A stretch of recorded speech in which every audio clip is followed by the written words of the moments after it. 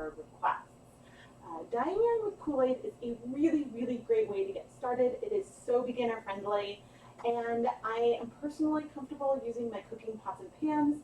Everything we're using is food safe, and so it's an activity I even really enjoy doing with my kids. Now, before we get started, I want to make sure you know what you need to dye yarn with Kool-Aid. To dye yarn with food coloring in general, you need four main things. You need your food coloring.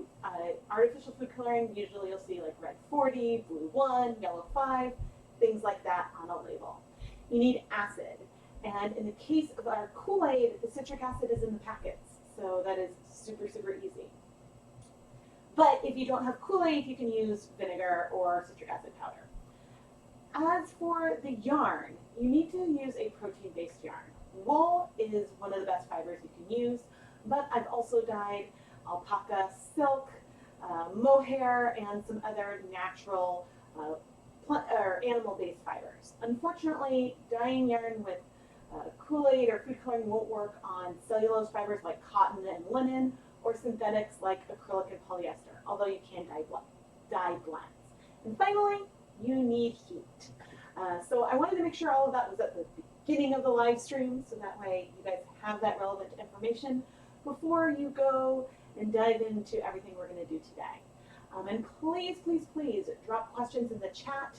I will be checking the chat periodically, and one of the goals of doing this live is to be able to do a real-time demonstration and answer your questions at the same time. Good morning, everyone. All right, so I realize that I need to shift this around so that way I can see what I'm doing. All right. So one of the other things that I have going on is that YouTube and Google are doing a bit of a fundraiser right now. And so I joined in, and it's for the World Health Organization's COVID-19 Solidarity Response Fund, which helps with testing and protective gear for health industry and more. You can find details. I put a link in the pinned comment on the live stream if you want to learn more. And YouTube has a button up. Google is matching, I think, up to $5 million. And I believe we've already hit that target, but yeah, so instead of there being like a super chat to like a tip jar to me, if you go, there should be a donate button and you can donate to the World Health Organization. And YouTube is covering all the fees associated with that today. So there is that. And it's pretty exciting because I'm too small of a channel to normally be involved in like a fundraising stream, that they made it possible for all of us to contribute to that. Yes, my family is doing well. We might end up with some interruptions from the kids during this. One of the reasons why the stream is at a sort of a random time is because, well, I dye in my kitchen, and so that means that my kitchen is inaccessible to the family during the time when I'm streaming or filming. So Saturday and Sunday mornings are the two times that I have for filming these days. The chat. And what else did I want to say? Oh, so I've had a lot of Kool-Aid content come up recently, and I started my own indie dyer journey using Kool-Aid. As I mentioned, it is so beginner friendly and it's fairly unintimidating. And so my whole goal and my whole mission statement here at Chemknits is to make dyeing yarn accessible and approachable. And so that's why I show my mistakes in addition to my successes, and I play with things for the first time on camera, so that way you can watch me troubleshoot or discover things in the videos. And I think it is so, so much fun. I really hope that you guys enjoy it. Have I ever measured how much powder is in a packet of Kool-Aid? No, but we're going to do that today. So you might notice that I have some packets of Kool-Aid up on my counter, and I have some tubs of Kool-Aid. So one benefit of the little individual packets is that they don't have any sweetener in them yet.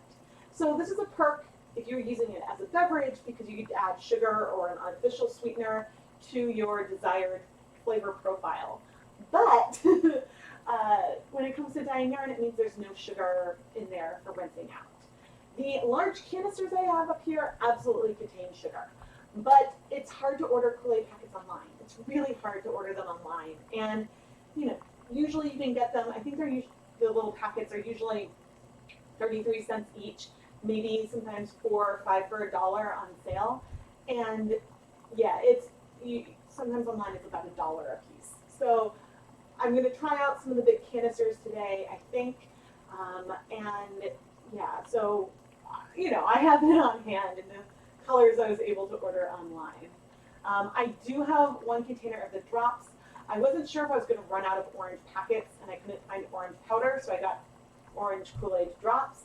But almost everything I'm going to be doing today could be done with any artificial food coloring and some acid, vinegar, or citric acid. You don't have to use Kool-Aid. And so I have some of my favorite food colorings listed in the video description. They are affiliate links, which means I do earn commission if you make purchases through those links. But I really like the Wilton Color-Right system for liquid drops. And what else did I want to say before we got started? Oh, another cool thing is I'm being featured in the May 2020 Knit Crate this month, which is awesome, and it's going to be a Kool-Aid dyeing project. So that's another reason why I'm doing this today. I am a Knit Crate affiliate. They send it to me for free, and I do have a coupon code, so I do earn commission if you sign up with my link or code. There's details in the description. Yeah, lots of details in the description. But we'll be using dyer supplier Bear Yarn, which is Knit Crate's sister company, and yeah, with my disclosures, I also have a relationship with them, and they send me product for free, and I am an affiliate with them. So those are the disclosures, but let's have some fun. Have I ever dyed with natural colors? Yes, I do have a natural dyeing playlist on the main channel page. I also have some RIT dyeing videos if you want to check those out. Oh yes, for natural dyes, I've done avocado, indigo, beans, dandelions, some other like pigments and extracts, like logwood and things like that. I've done a lot of tests. Okay, I am going to turn off my face. And let's chat a little bit about our plan for the day. And when I'm at, oh dear, there goes my diary. And by diary, I mean it's a DYE array. Okay, so this canister ended up being huge. It's wild. But the plan is to play with some kettle dyeing. We're going to do some dip dyeing. We're going to do a lot of speckling. I think we might do some dyeing a more like variegated base or solid base, and then speckling, and then maybe we'll do some speckling and then over dyeing it. And so we're going to be playing a lot with that. And I actually have a hot ready to go behind me. So I think the first thing that we'll probably do is dip dye into a combination of green apple and blue raspberry lemonade. I've had a lot of Kool-Aid videos come up on my channel recently, and there have been some questions about mixing colors with packets. So I thought that was one place where we'd start out. And then probably add some grape speckles on after. And then, because of the neutral crate, I do want to do a mixture of grape and orange to show you the color that you get from that with kettle dye. Let me grab the yarn that we're going to use today to show you. And I haven't linked to these specifically, but these are dyer supplier bases. I've got the 80-20 sock yarn, which is 80% superwash merino, 20% nylon. And then the sparkle sock yarn base, which is, I think, 80% superwash merino, 10% stellina, or maybe it's 70% superwash merino, 10% stellina, 20% nylon. I will need to double check real quick.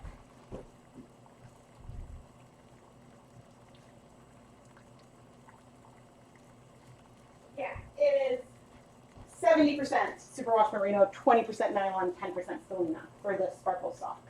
In general, with stellina, you need to be careful with having it exposed to too much acid. So people typically use vinegar instead of citric acid, but I did do some videos using Kool-Aid with it, and I had no problems. So I'm not concerned today. Now the 80-20 is one of the yarn bases that will be in either knit crate or sock crate. I don't currently have the other bases on hand, but the techniques will be very, very similar across all these bases. Can you do speckles with liquid food coloring or acid dye? Yes. So With acid dyes, you can speckle with the powder, but with commercial acid dyes, you do want to be wearing a respirator or a face mask of some kind because you don't want to inhale any of the particles. But with liquid food coloring or liquid dyes, you can use a paintbrush and manually apply little speckles. You can use like the prongs of well, if it's acid dyes, a dedicated dye fork. I have a video speckling with Kool-Aid using a fork method. Gosh, I don't know if I put that on my Kool-Aid playlist. I'm going to write this down to make sure that it's on there. That is an old video. Speckle. Fork. Okay. I have that written down, but those are great questions. Yes, Knit Crate is offering a discount with Dyer Supplier for Knit Crate subscribers. I am not 100% sure of the details because I saw a version at one point, but I think that it might be different, so I'm not 100% sure about those details. And so the detail, I believe that the discount is just for Knit Crate subscribers. Or Knit Crate members who have subscriptions. Again, I could be wrong, but so the code will certainly come in with the Knit Crate. It should be printed on like the insert in the crates, and probably in the like Inspirations magazine download as well. But they may have also sent an email, but I'm not sure if it was a public email or a preview email that I got. So there is that. Okay. Let's switch cameras. And why did you get tiny? There we go. You can see that I've already got 8 cups of water, nice and hot. It does not need to be that hot. I'm going to reduce the heat to low, but I wanted to be able to get started right away. So I'm adding 2 packets of Kool-Aid right now. This is 1 packet of green apple and 1 packet, and I did not measure them. I'll measure the volume in one of the next ones. But so this is 1 packet of blue raspberry and 1 packet of green apple. And this will give us it's still very green, but it's less apple green. It's more mint green now. And chat, you can help me out. With this colorway that we're going to do this green and then we'll put some speckles on top of it, should I do this on the sparkle base or the non-sparkle base? So let me know in the chat and then we will pick our yarn base for this first dip dyeing. But it's nice and hot, so we are ready to go there. And I'm going to move you off of this counter.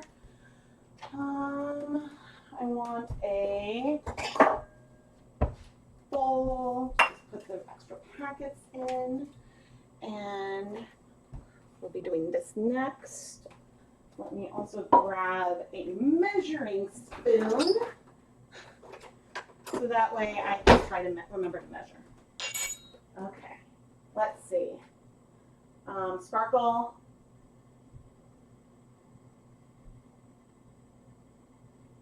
Will this whole video be available to watch later? Yes. After the live stream is over, it will be archived and on the Chemist Tutorials YouTube channel, and I'll also put it on my Dining with Kool-Aid playlist. Sparkle? Okay, I see a lot of sparkles coming through. Don't worry, I will be using both bases today. So if you don't want it, then yeah. But this is, so Dyer Supplier has a really cool yarn base that I'm not using today. They have 2 Lurex sparkle bases. I don't know if you guys will be able to see the glitter well right now. So this is the sparkle sock, but the silvery sock is 20% stellina, and it is like gorgeous and jam-packed with those speckles. All right, so let's start dip dyeing. Dip dyeing is, oh, one more thing. I use reusable nylon zip ties as an extra tie. It helps detangle things in the end if things get a little messy. These ones have only been used, or have never been used, I guess, for dyeing. And so they aren't the same ones I use with acid dyes. And I do have a link to them in the video description, but the link to the actual ones that I purchased switched to non-reusable zip ties. So these ones, like, I can open back up. So I did include another link to some that I should be reusable, but double check the listing before you buy them. Yeah, so each packet of Kool-Aid, thank you, that is a fair point. They are 0.15 ounces. But I was curious about the volume because I have these big canisters as well. All right, but let's start dip dyeing, and I'll chat as we dip dye. So this color is slightly more green than the, do you remember those Kool-Aid like squeeze bottles that were like rubbery feeling? I don't remember, jammers? I don't remember what they were called. They were very nostalgic. I found some at Dollar Tree, and so actually in Dye Pot Weekly #1. It was the first time I tried speckling with Kool-Aid powder ever. But first I dyed the base with some Kool-Aid, some of those Kool-Aid squeeze bottles. And so the color was definitely more blue than this, but it was still very pretty. So the thing with dip dyeing, what it does is, and you can probably see, we're getting a bit of a gradient here. So the color is more concentrated at one end and is much more pastel at the other. And this happened super, super fast for a few reasons. Whoop. One reason why this happens so fast is that there isn't a ton of pigment in the green apple and blue raspberry packets. The other reason is that with the amount of acid in the packets, the colors can start striking pretty quickly. And so I'm now going to add the whole thing, and you can see that the end that went in last is going to be a different color. It could be fairly white because I waited, and almost all of that pigment is in the yarn. I'm now going to wait 10 minutes before I remove this from the pot, but I just wanted to show, and then we'll layer on some color on top of this in a little bit. But it can happen really fast. Now, one question that I get sometimes. What? Oh, I need to move you up so that way you guys can see me. There we go. All right, so one question I get sometimes is about what does color breaking mean? And that's something that I talk a lot about with regard to food coloring. And if you watch any of my Wilton's Violet videos, you'll see that I start with a purple mix, and then I get like a magenta and a bright blue. And this is because food coloring molecules absorb to yarn at different rates. So the reds, red 3 and then red 40, absorb really fast and don't need a lot of acid. The blue needs more acid and more time. So if you're dip dyeing and you can start at a lower concentration of acid, so a higher pH. Hello, Andy. So if you can start with less acid, then you can get the reds to strike really fast, and the blues might not start striking right away. And so then you can exaggerate the difference and then see these colors really separate with dip dyeing. This is harder to do with Kool-Aid because when you add more packets, you're adding more acid, which means that things will start striking faster. You can break grape Kool-Aid. I do have a video on it. It's in the Kool-Aid playlist, which is also in the video description. But it's not as easy as, say, like some Wilton icing colors. But color breaking is when you start with one color and you see it split into 2 to 3 colors. Oh, crap. Wait, you guys can't hear me? Oh, no.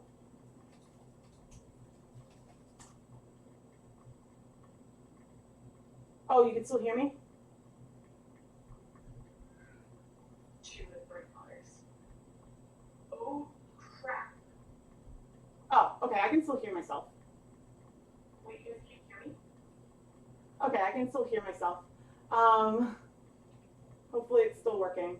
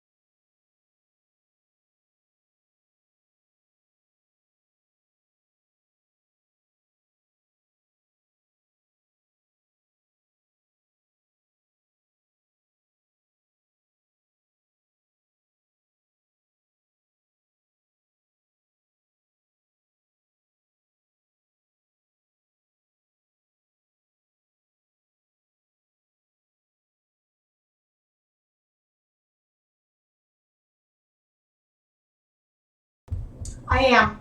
I am on mute.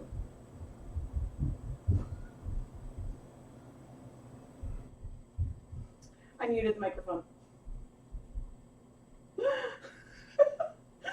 I was troubleshooting, looking at all the settings, and in my muting myself, so that way with the test I muted the self. It should be working now. I am on mute.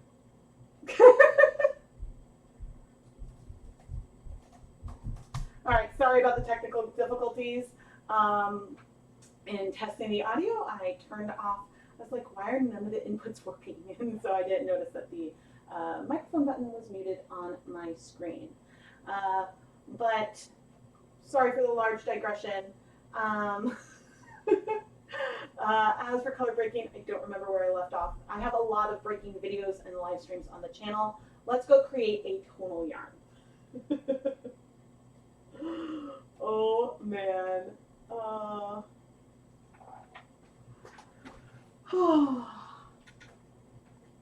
This is one of the problems with being a one-woman show.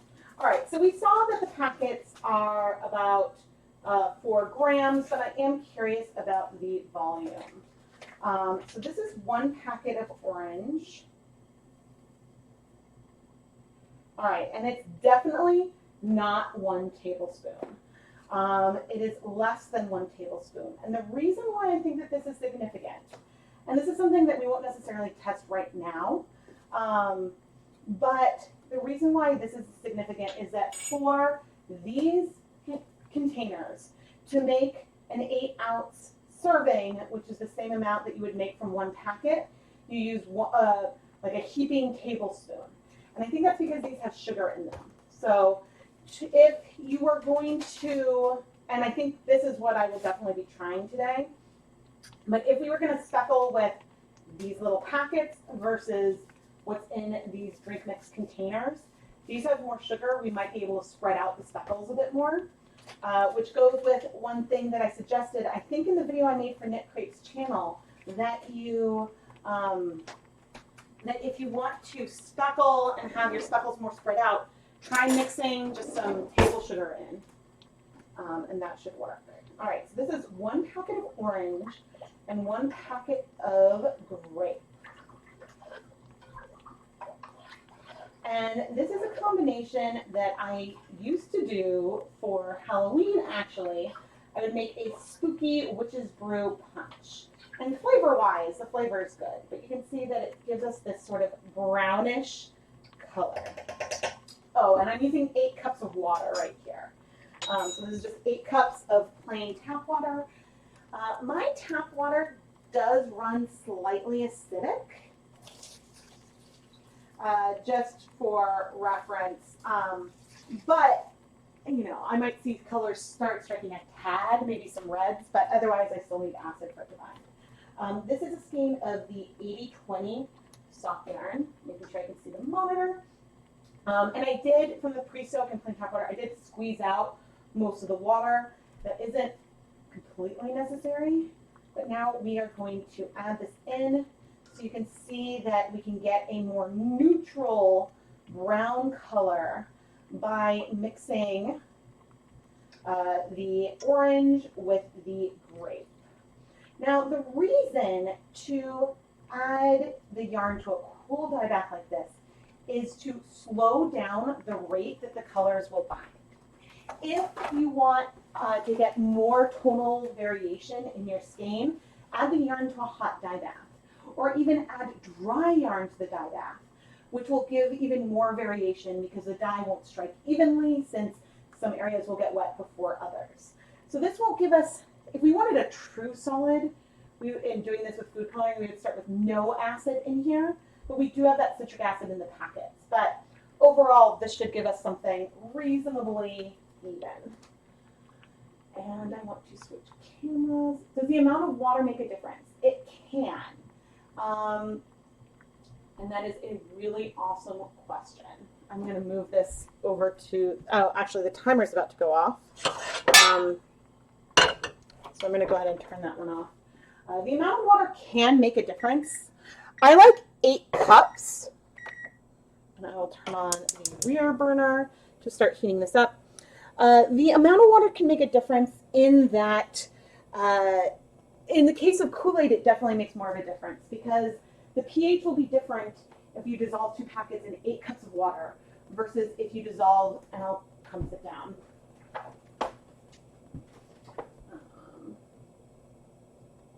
So the pH is different if you dissolve 2 packets of Kool-Aid in 8 cups of water versus 2 packets in 20 cups of water. The smaller volume will be more acidic. The pH is based on a concentration, so that's the reality there. In general, if you're dealing with just food coloring and vinegar, a larger volume of water will slow down the rate that the colors absorb. So for more solid colors, you want as big of a volume as you can manage. And then you want to add the acid after the fibers have had time to sort of like equilibrate, and you want to stir and things like that.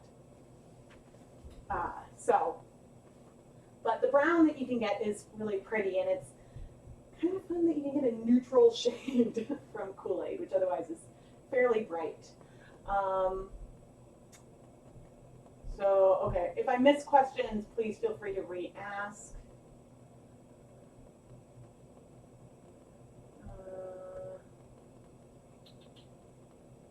Wait, with sugar, without, yes.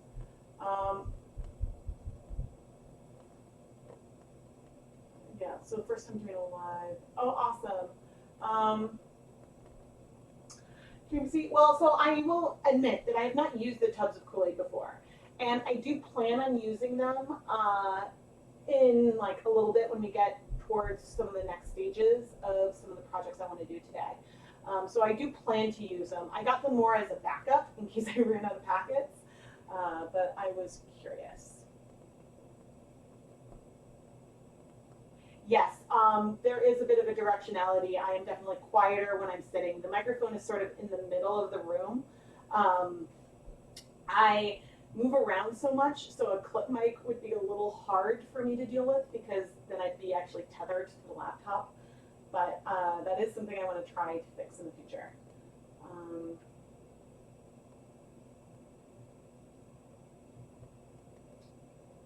Can you miss food color hue? Can you mix food coloring with acid? Yes, you can. In general, I prefer not to. With the exception of Kool-Aid, I tend to like to add my acid to the yarn versus to the dye. But that's my personal preference, especially because some food coloring colors can be a little temperamental. You might notice that no beverage mixes contain red number 3. They just don't. And that is the really bright pink. Red 40 is more of a crimson color. It's why the grape Kool-Aid is such a grayish dark purple versus being a more bright purple like Wilton's Violet. And then it's because red number 3 starts to become insoluble and crash out of solution when you add acid to it. So when I'm doing dip dyeing with food coloring, I tend to add the color to the dye bath at the very last minute, right before I add the yarn, so that way I don't get that time to get those pinks to crash out.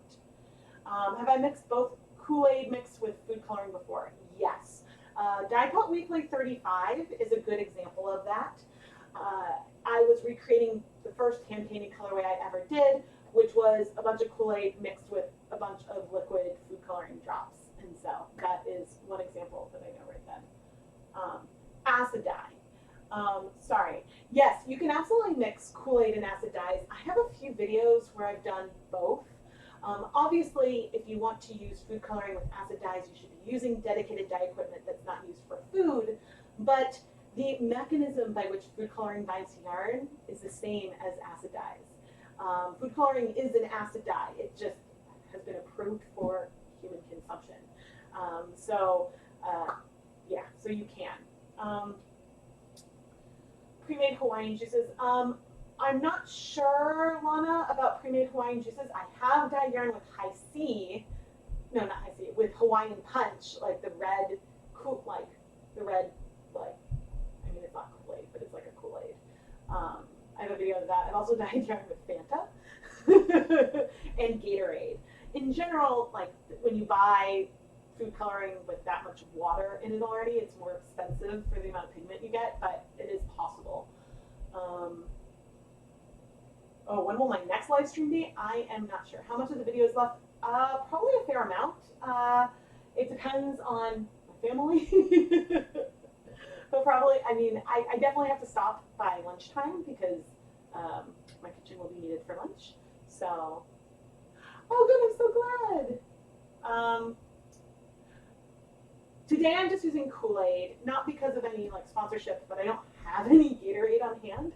I do, I think, have some like dry,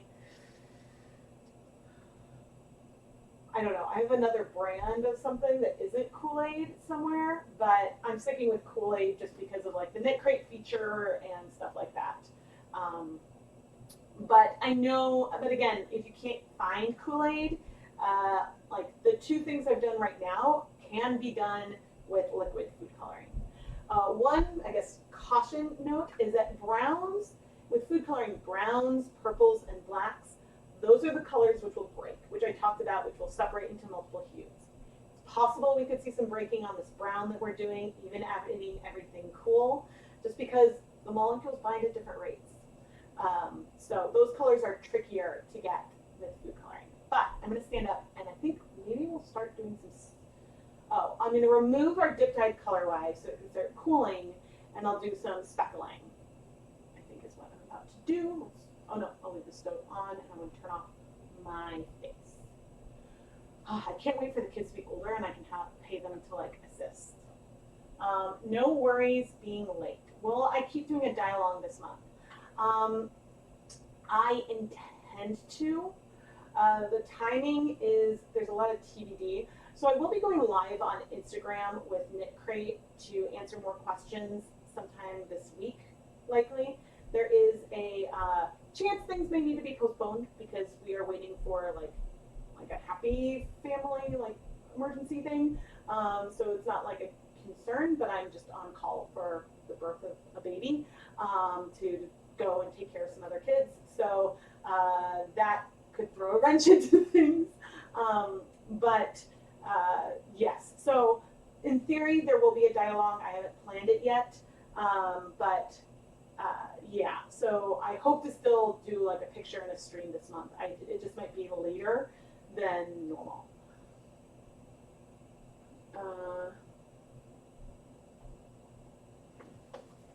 Yeah, in general, my live streams tend to be fairly sporadic, and especially right now with the absence of school, it makes planning streams much, much more difficult. Okay. I like using these aluminum pans to hold hot yarn, although it's food coloring today, so I could use plates too. But I already grabbed this. This is a one that food safe. I write.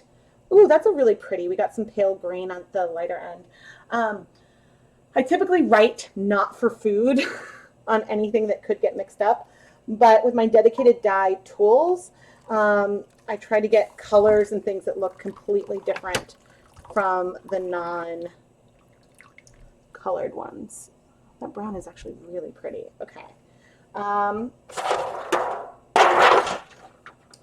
I will bring this back into camera to show you. So let me see if I'm on. Yes, I'm on camera. Woohoo! Okay, so this is not the most pigmented. We used 2 packets of Kool-Aid, and we've got this sort of medium toned green here that goes into this pale white. And we will come and add speckles to it later on, but I want it to cool first. And the big reason for that is just for handling it. If there's time, I will demonstrate some low immersion speckling techniques on the stovetop, but I'm planning to do counter speckling with this. I could have speckled it while it's still in this pot, but I would prefer, if I was going to do something in like a pot like this size, I would prefer to use like a larger pot, just for ease. And let's now turn off stove camera. And in case you guys are curious, countertop is, I want to put something on it now. Before I put yarn.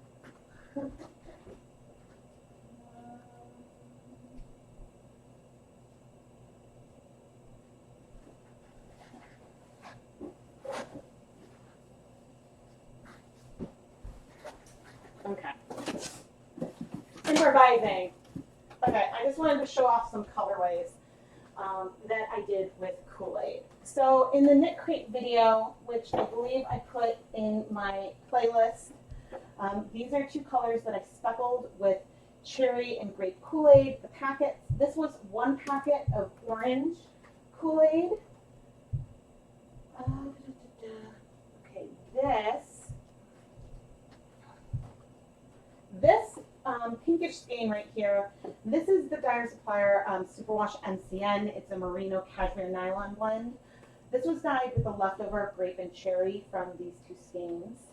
The skein was one, it's a sparkle stock, it was one packet of cherry, one packet of orange.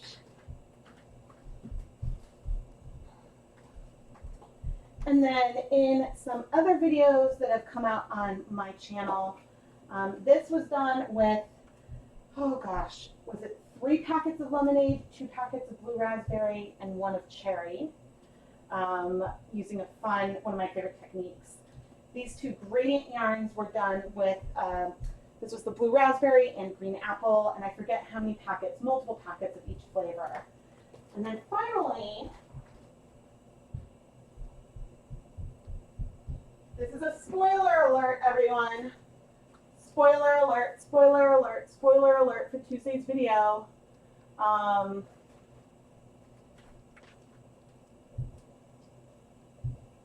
There we go. So this is a self-striping colorway. And here is a little swatch. So this is a self-striping colorway that I did that, of course, the swatch is about to break because I'm not being careful. But this will be my 200th episode of Dye Pot Weekly coming up on Tuesday. So I just wanted to showcase some Kool-Aid dyed yarn, and I want to show just briefly 2 other examples of Kool-Aid dyed yarn. So this sparkle yarn I dyed in the dip dyeing video. This used one of the AmeriColor colors. And here's a skein that was dyed with food coloring in my, today's May, in my April Chemnitz Dye Along live stream. And so you can see, you can go super, super, super pigmented with Kool-Aid. With food coloring. This was one with not Kool-Aid. This was vinegar with a lot of different food coloring. And I mean a lot of food coloring. So you can, in theory, pump up Kool-Aid enough to get something really saturated. But cost-wise, it does get to be more cost-effective to get something like the Wilton Colorite food coloring system, especially if you can get it with a 40% off coupon at Michael's or something like that, or even a 60% off coupon sometimes. So I just wanted to show off some food coloring yarn. I meant to do that more towards the beginning, but I'm sorry for the random box. I just didn't want to get any Kool-Aid powder on the yarn. Let's see. Okay, so there's some questions, and then we will do some speckling.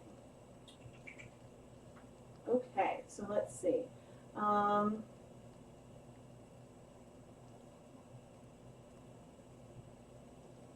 Have I posted a live stream photo yet? No, I have not posted the recap, and I haven't technically posted a photo of that yarn yet.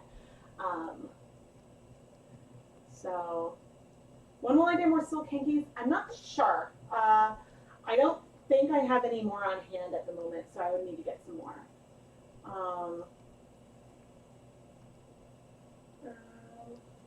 Your first yarn dye was a disaster. Oh no.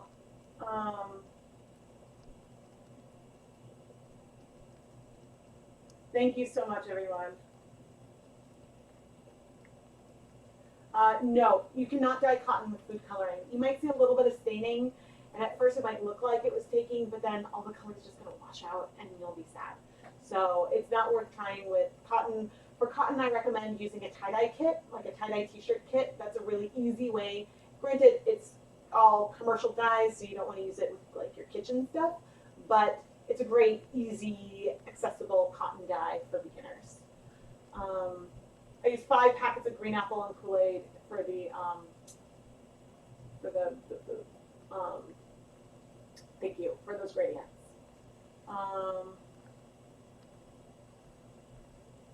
Yes, let's see. So I have not had good success getting speckles using a spray bottle, so mixing a liquid and putting it in a spray bottle. I like doing that for a really light coverage of color, or like on a sock blank for getting color on one side, so then you get speckles when you unravel it. But I am interested in exploring that more in the future to try to get speckles again. So, what food coloring in the last blue? Oh gosh, a lot of food coloring in the from the April dye along. I used a mixture. I think I used so I certainly used Wilton Colorite blue. I used AmeriColor Navy, which has some blue #2 in it, which helped with some of that pigmentation. And a lot. They were mixtures of a lot of things. There's some purple in it, some rust color. As for the Knit Crate thing, I'm not sure. That is up to them. I don't know if they upload their like the interviews with people they feature, or if they stay on like IGTV. I've never done an Instagram live before, so I'm excited, but nervous about the like technical aspect. I've not yet selected a photo for next time.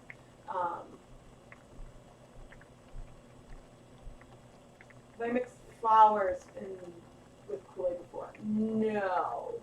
I mean, I've dyed like flowers, gotten things to go up the stem with food coloring, but I haven't tried to combine natural dyeing and food coloring before. I've never dyed unwashed fleece. No, I've only dyed like processed rosin, so it's been washed.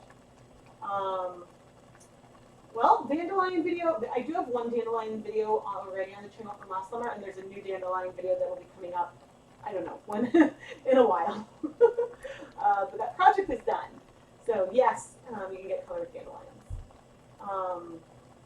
When will I do more spinning?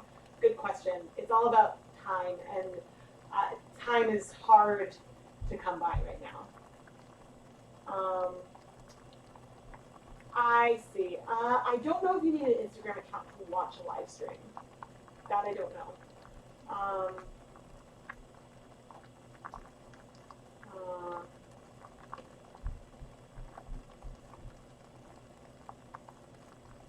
Okay, I am going to start speckling, and I'm going to go check. Well, let's first go check on the stove, because we are boiling. You still are gift Kool-Aid food coloring yarn. Should I mention possible fading over time? No, like I would recommend like storing it outside of direct sunlight. I have like my favorite winter hat I dyed is the first 100% wool yarn I ever dyed over 10 years ago. The colors are still super, super bright. I have seen, and I have a video, I don't know the episode number, where I dyed some yarn with Wilton's Violet and then I left it outside in the sun all day. And I saw some fading on the dry yarn and especially on the wet yarn outside. But otherwise, like I haven't noticed fading from ambient light around my house. Previously, it was just over the span of months. I saw fading on like a little butterfly left on a windowsill. So yes, that is worth keeping in mind. Okay, I'm gonna set a timer for 10 minutes, but I have a feeling, oh yeah, all that color has absorbed. I'm gonna leave it in the, oh, I turned off the heat instead of putting it on low. I'll leave that in there. But that might be cool enough to just do. But okay, let's do this other colorway that I have in mind, because that might take more time. I love that I just click each time I come over to swap out the cameras. How long is a dye stock made from food coloring good for? I would not make a dye stock with food coloring and store it. I mean, I suppose, like, let me back up. If I have leftover food coloring, I will sometimes hang on to it for a while. But in general, I try to use it up like fairly quickly. I haven't tried storing it for months. So what did I want? Okay, so I think I need cherry. I was trying to come up with what my plan is. So I had a question about dyeing yarn. If you should dye the yarn first and then speckle over it, or if you can speckle first and then over dye that. So that's something I want to do. I want to speckle some yarn. We'll set that and then we'll over dye it towards the end of the stream, hopefully. And then I also wanted to, we dip dyed that yarn and we'll add speckles to it sooner. I'm actually going to leave that in so I can differentiate between the packet of cherry Kool-Aid. All right, and we're gonna open this guy up. I was expecting it to be this size. I was not expecting this. I don't know how I'm ever gonna use this up. Oh, it's got a little thingy.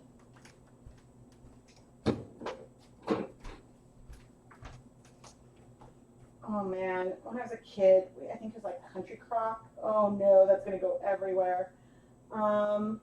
I have no idea how big that little scoop is, but I have a tablespoon. So I'm gonna pull a tablespoon of this out and add it to that bowl. And well, there is something that you guys should be able to see right off the bat. Notice anything? So in theory, each of these would make 8 ounces of beverage. And I'm going to wipe down the counter. But the difference is this one has sugar in it already. And sugar is actually, like, I've used it for speckling in the past. Some people like to mix dye powders with salt. I prefer sugar. It sticks to the crystals better. Oh, and my hands are absolutely going to get stained today, without question. But I am going to try, before I go into the yarn, I do want to wash them.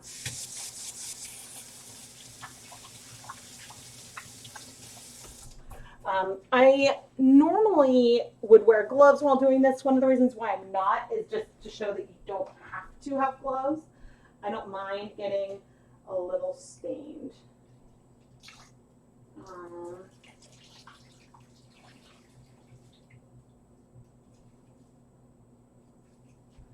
Okay, we've got, this is some 80-20. I squeezed out most of the water, and I think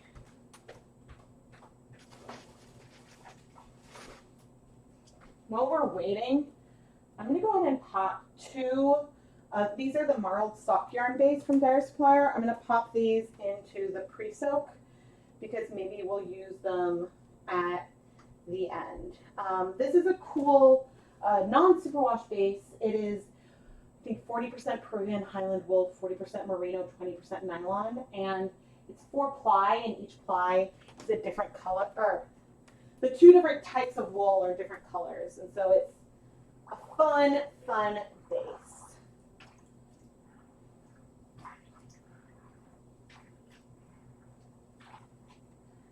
It's actually one of my favorite bases from Dyer Supplier, but it is a lot more subtle. Okay.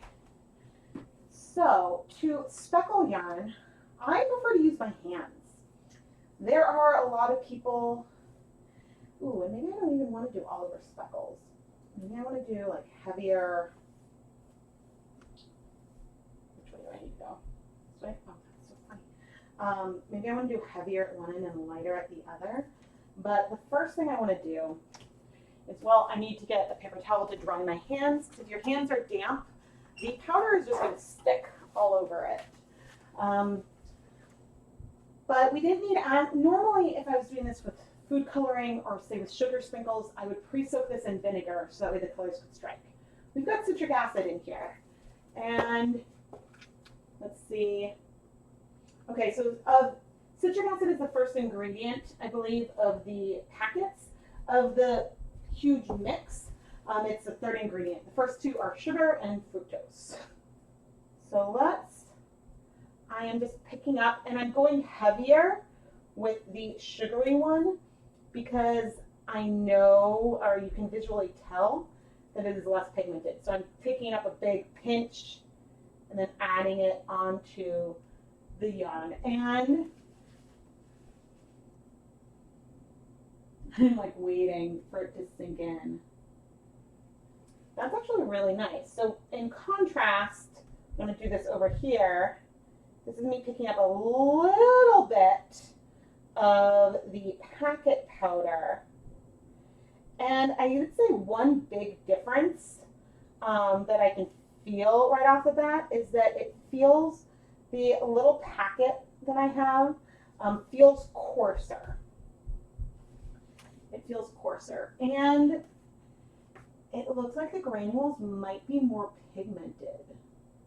It's hard to say for sure. These feel a little bit softer to me, and I think one reason, they might actually be a little bit softer, and one reason is that the food coloring is diluted more. So if I had acid dye powder and I diluted it, either I used straight powder versus diluting it with sugar, the actual color of the speckles would, and that intensity would be the same, but diluting it with sugar would allow them to be spread out more. But in cases with food coloring, they could actually dilute the pigment out for this mix versus just taking this and adding sugar to it, if that makes sense. So if I were to just add sugar to this, it could be pretty similar. I mean, I think that these canisters are a good,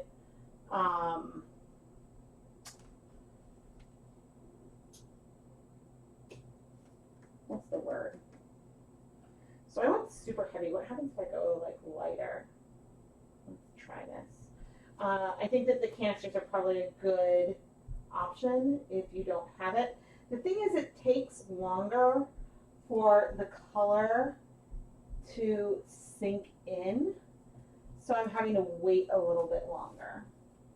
So I'm just going to leave that to sit, and I'm going to wash my hands.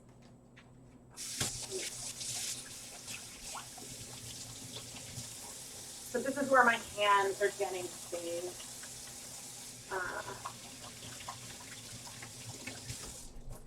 Some people like to use dusting wands or salt shakers. I think I used a salt shaker in the first Did I put Weekly 1? I don't really remember. And unfortunately, I can't zoom you guys in easily, or I would. Yeah, I mean, we're getting some nice, like, super soft speckles. They aren't super pigmented. Oh man, like they're definitely more pigmented over here, but we'll keep going. I think that in general, I prefer the speckles I am seeing here, but this works. And maybe we'll use this low immersion in a little bit. Okay, so I think what I'm going to be doing here is lighter speckles on this end and then heavier speckles on the other. So I am spreading out the yarn so that way when I'm doing this I can access as much as I can at each time. The places where you would want to pay extra attention are around the ties because like if you want even, or not even, but if you want like balanced coverage, places where the yarn can't get it spread out is where you are more likely to see differences. And if people are curious about what the finished dry yarn is going to look like from today, don't worry, I will absolutely showcase that. I typically try, once all the yarn is dry, to do a recap from all my live streams. The one exception is my Dye-Along series. In those videos, I will typically wait a bit longer to do the recap because I want to give people a chance to submit their photos to me. And yes, I would say something about like the packets feel punchier. I like them better, at least with the cherry color. Yeah, that's just my first impression. So like if I were to try speckling, oh my gosh, my fingers. If I were to do speckling with pink lemonade, that would actually be paler. This is somewhere in between, in my opinion. Now, before I move the yarn more, I am going to want to wash my hands, because if I were to touch the yarn with this much Kool-Aid on my fingers, it would add a fingerprint.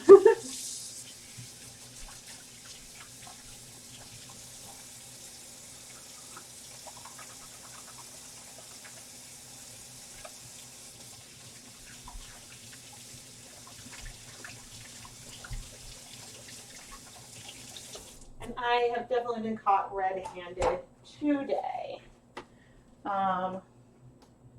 Hopefully it won't be too weird. My uncle, today's a weird day. My uncle's getting married tonight, which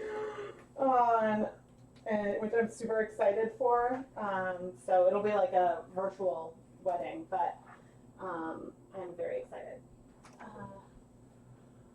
Let me see. Do sugar molecules make it harder for the citric acid? No, the sugar shouldn't affect the pH. Let's see, I definitely, yes, so both of the colors are cherry. I know you guys can't see super well. I'll try to do a filmed video with this at some point.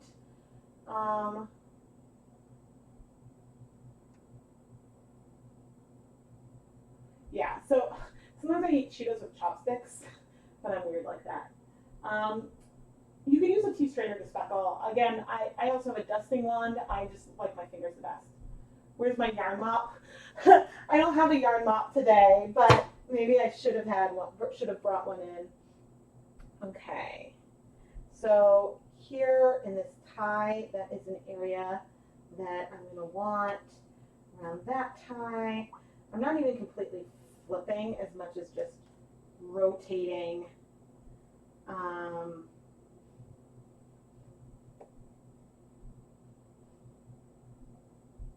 Okay, and then we'll flip in a minute, but I wanted to like expose some of these areas, and we're getting some clumps because my hands are not completely dry. The sugar is clumping a bit on me, but I'm not mad on it. This is something that can happen even like with gloves when I'm doing something low immersion over the countertop, because like if there's too much steam, then things will start to sort of clump a little bit.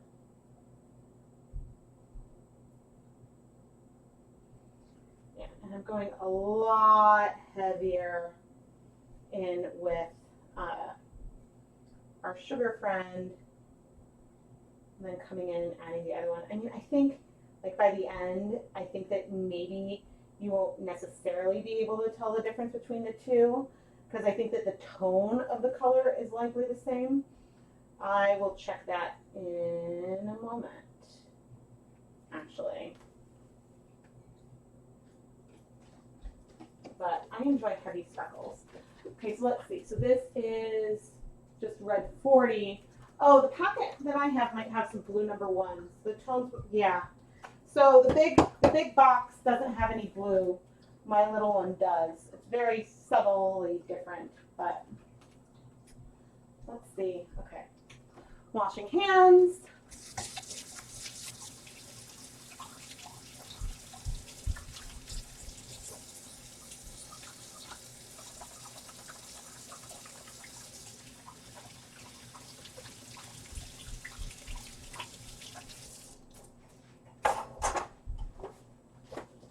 Okay.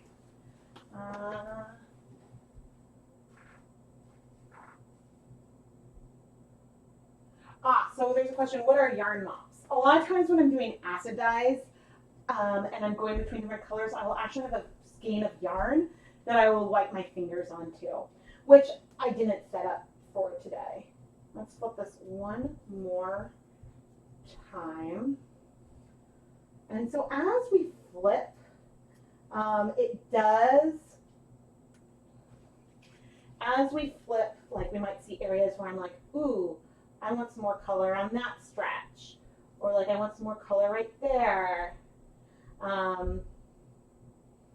But it's not a super big deal, but I am pretty happy with this. I will definitely try to take a photo of it before we go ahead. So like right now what I'm doing on this paper towel on a yarn mop, this is what I'd be doing. But I'm actually going to get a bowl. I absolutely love these bowl plates. You could, I did protect my work surface with some cling wrap today, and you could absolutely wrap this up in it. But I'm just sort of going to spiral the yarn on top like that because I don't mind if there is some color transfer. And then, phew, you never know where things are going to be put. And then we are going to go ahead and microwave this. This is just a microwave safe, I don't know, silicone thing. And I'm going to microwave it on high for 4 minutes, probably using 2-minute increments. Whoop. And the light came on. That's so neat. We need a new microwave. Okay, and I am going to wipe down the counter. This is something else where I would often use a yarn mop, but I did not have like an extra one planned out for today. Again, if you want to learn more about my favorite tools and equipment, I do have affiliate links down in the video description. So I'm going to write this down and then I will come and chat. A lot of times I will use like a shower curtain to protect work surface, but I realized that I want to speckle more yarn on here with a different color. So I am risking some transfer for sure. The paper towel's on the other side.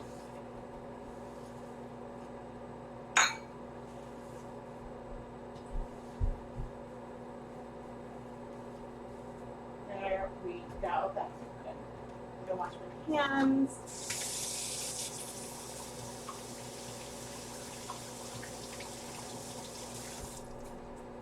I have to say, I'm a little bummed I have these huge canisters now because I don't like them as much as the packets.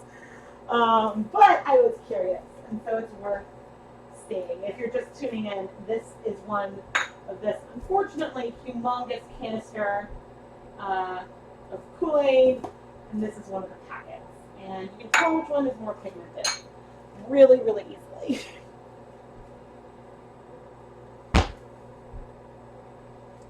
Waiting on the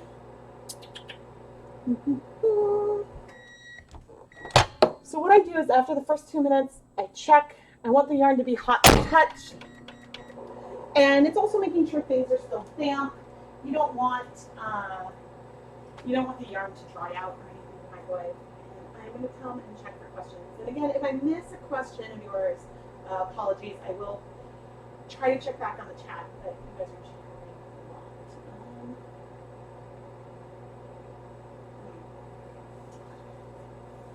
Yeah, I mean, I'm not doing that. I do have yarn mops in a lot of videos. If you look for a lot of my speckling videos, frequently there will be a yarn mop in them. I do them a lot. I don't have a playlist specifically with yarn mops because they tend to be just integrated into another type of video. But speckling, especially things on the counter, are times when I use them the most. I do have a whole series of videos that I call Leave No Dye Behind. And there's a playlist for that, and those are videos where some of them might be yarn mops if I have dye on the counter where I'll literally wipe it up. But a lot of times those are me just taking whatever I have left from a day of dyeing and throwing it all together and seeing what we can create.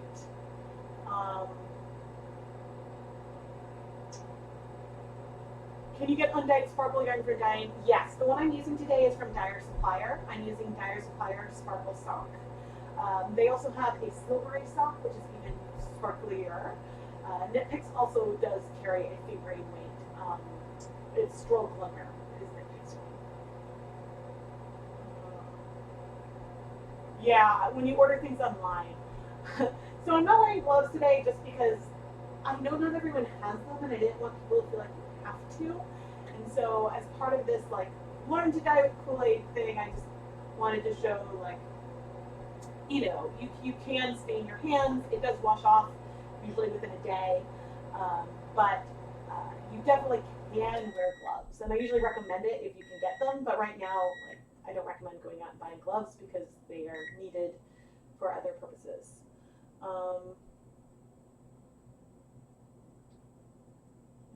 Yes, I am still alive. I'm still alive.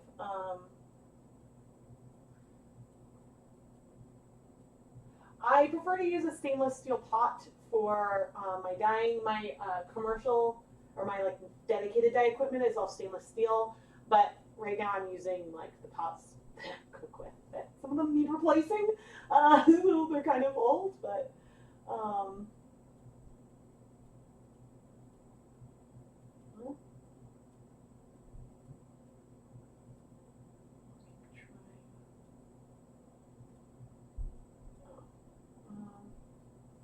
the giant Kool-Aid I got from Amazon Fresh. When I placed a grocery order, I mean they were like when I checked Amazon, there were ridiculous prices for like a single packet of Kool-Aid, and it wasn't even clear if it was like a box of Kool-Aid packets. And so I was like, okay, I'll get these to have on hand, like just in case. But yeah. All right, let me go get and check on the yarn. So there's a Stop and Shop near me that contains a whole rainbow of colors, but otherwise, it's harder. It can be harder to find. Okay, so here is the microwaved yarn. I'm actually going to set it aside to cool off a bit. It is hot to touch. I mean, I wouldn't touch it for prolonged periods of time. In general, like in the pot, things are hot for like 15, 20 minutes. This only had heat for a total of 4 minutes, but it's going to take time to cool down. And in that time, it will absorb like all of the color. But I think I don't need it to go that slow to cool off. Where am I going to put you? Because the stove is pretty covered. Because we are going to over dye this. And I haven't decided on the color. I'm considering yellow. But we will over dye this. I mean, not shortly, but today in the stream. Okay. Let's go back to this skein right here. This is the skein that we dip dyed. We used a mixture of blue raspberry and green apple Kool-Aid. We dip dyed it at the very beginning of today's video. I am removing, so you can see all this color is in the yarn. How are my fingers? Actually, my fingers are good. They look red, but they're not transferring. Just removing some of that liquid, and we're going to add some speckles.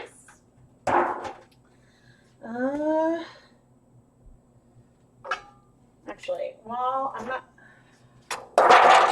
before we do that, I do want to remove this other yarn. Nope.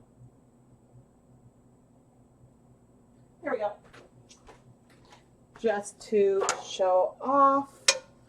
So this is the tonal yarn that we created using a combination of 1 packet of grape and 1 packet of orange Kool-Aid. It might look like it's a little tangled, but it's actually not. If your yarn is tangled, please, please, please just wait until it's dry to try to untangle it. You can see that the nylon picked up a little bit of color. You can actually dye nylon with Kool-Aid and food coloring, but we've got this pretty brown that is absolutely tonal, but doesn't necessarily feel broken to me. So you can achieve neutral colors, which is fun. Okay, and you are going to get to cool off, and we'll turn off the stove camera. And checking the chat.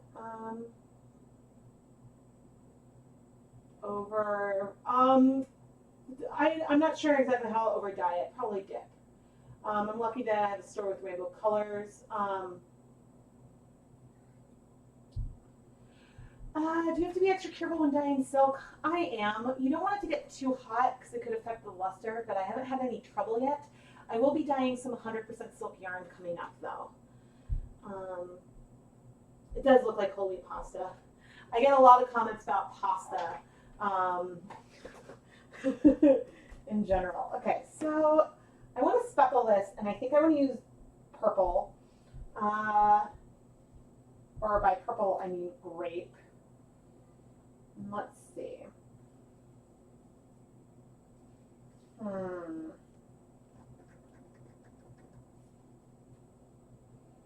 tempted to. Sorry about the dog. Okay, here's what we're going to do.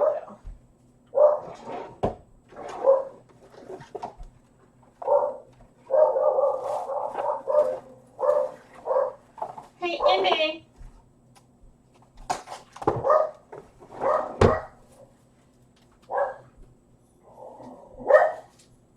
Indy, is it the mailman?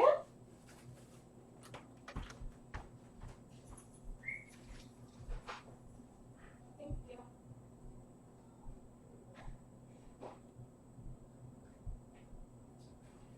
Love my dog, but he is overprotective. Okay, so I added just a little bit of plastic wrap because I think what I want to do is just speckle the palest portion. So I am going to protect the deeper part.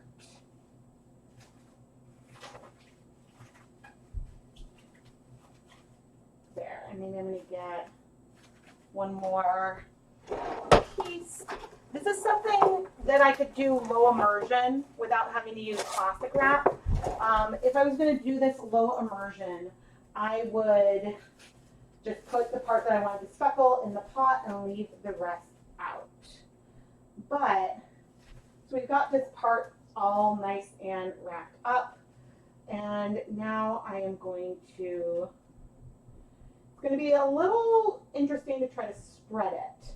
But we're going to add speckles, and maybe I'm going to try to not go too heavy. It's me though, so we will see. But we're going to use grape. Looks green. No, this green was blue and green. So it was a combination of blue raspberry lemonade and green apple. So it's still very green, but it's a much mintier green. Okay, and I don't want to go too heavy. So Rebecca, I'm using restraint. And I am just barely rubbing my fingers together to get some speckles. And letting, you can sort of feel some of the color sort of spill out. And so that's sort of what I'm, oh my gosh, I say sort of so much. And that is my aim here, is just to let little couple granules fall out at a time, which visually for you guys, it might not look like very much, but I'm going to actually take a picture and upload it. I should have taken a picture of the yarn first, but I forgot this time. I'll try to do that with the speckled. But I'll take a picture and upload it to my Instagram stories.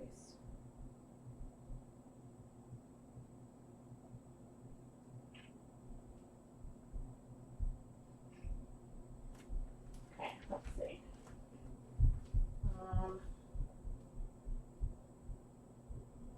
Share.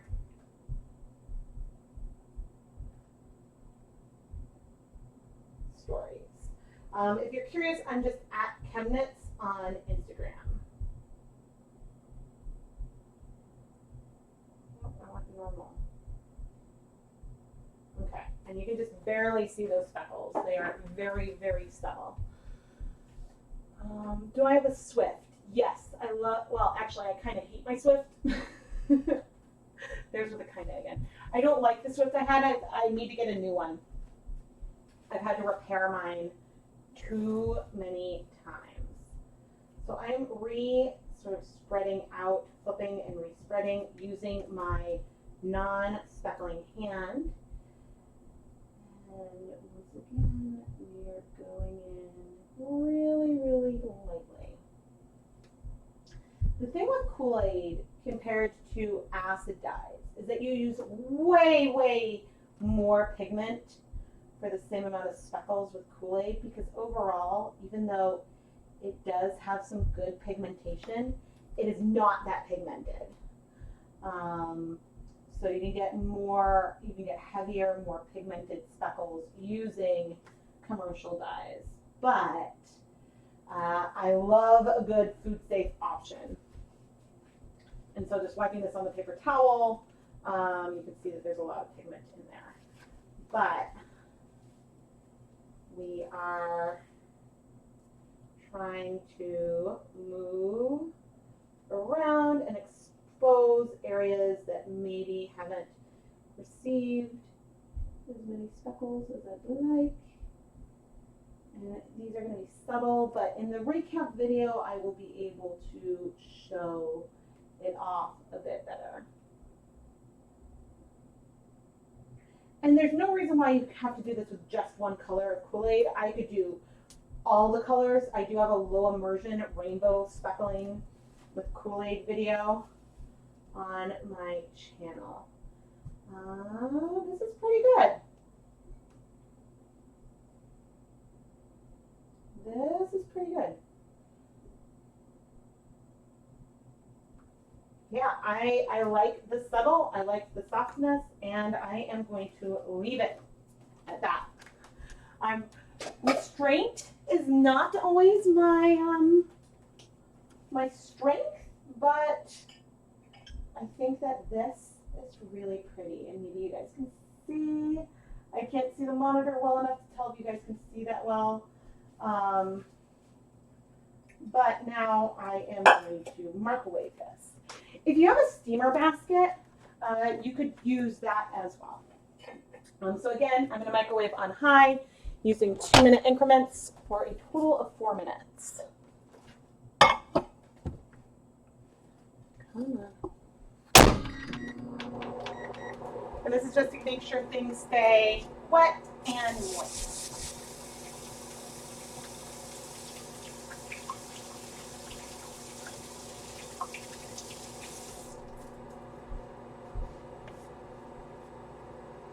Okay. Bring on your questions.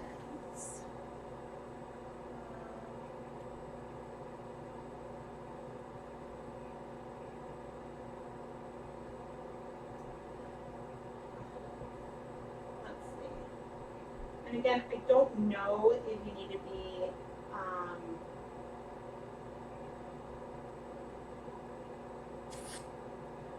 wow, someone just commented on the question for my stories that I want an iPhone 11. How wonderful. Spam.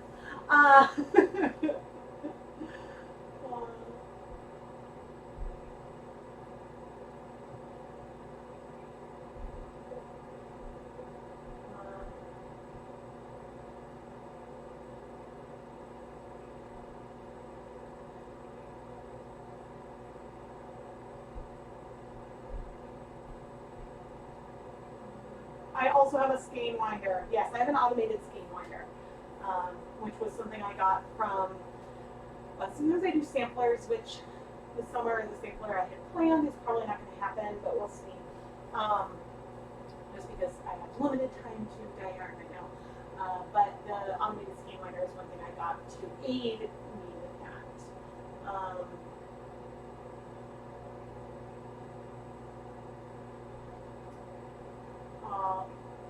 Yeah, I mean, the Instagram stories is just a really fast way for me to share announcements and things like that, but I understand not everyone has it.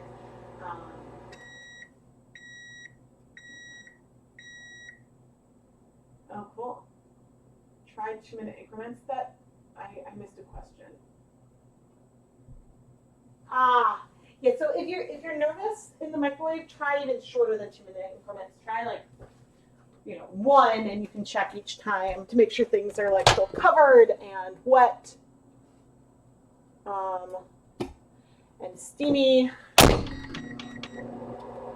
I used to do a lot more microwaving, and I would microwave on high, and I would let it cool completely, and then I would do a second round of microwaving before I realized that that's not necessary.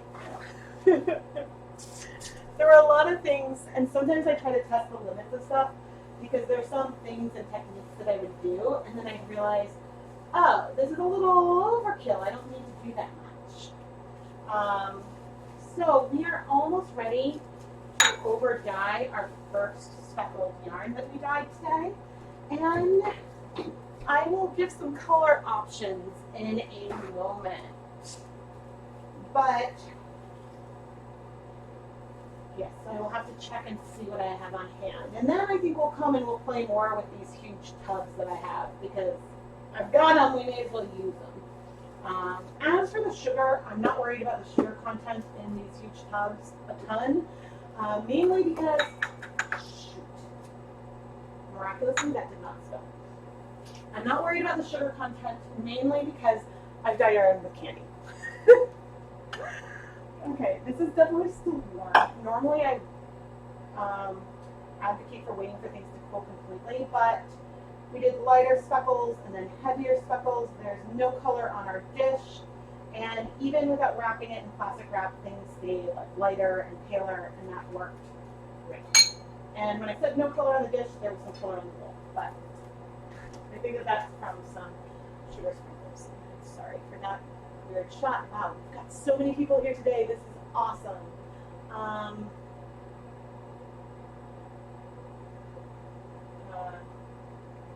Yes, you definitely want.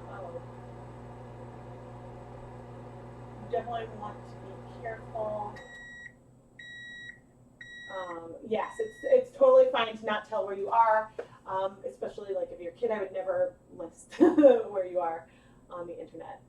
The reason why I'm not using a mop is because there's not a ton of pigment in what I'm doing today, and I also have limited yarn right now. So I will, like the stuff I've got in the bowls, like I'm not going to leave anything behind, but if I had planned a little better, then I would have mopped it. Okay, just remove the yarn from the microwave. It's hot. I have set it aside. So this one's done, I'm going to leave the cover on. Let me go check and see what color packets I have left.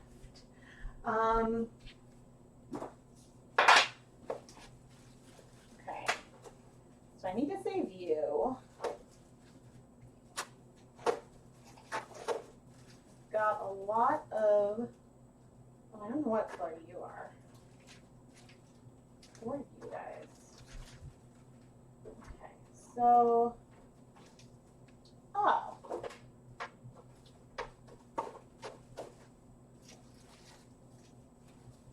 Okay, we have some choices for this. I could over dye it with more cherry Kool-Aid.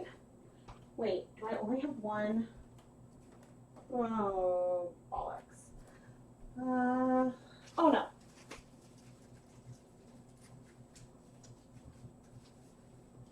Okay, so I think that our choices for over dyeing this are blue, yellow, and it'd be a very pale yellow, or we could use more red.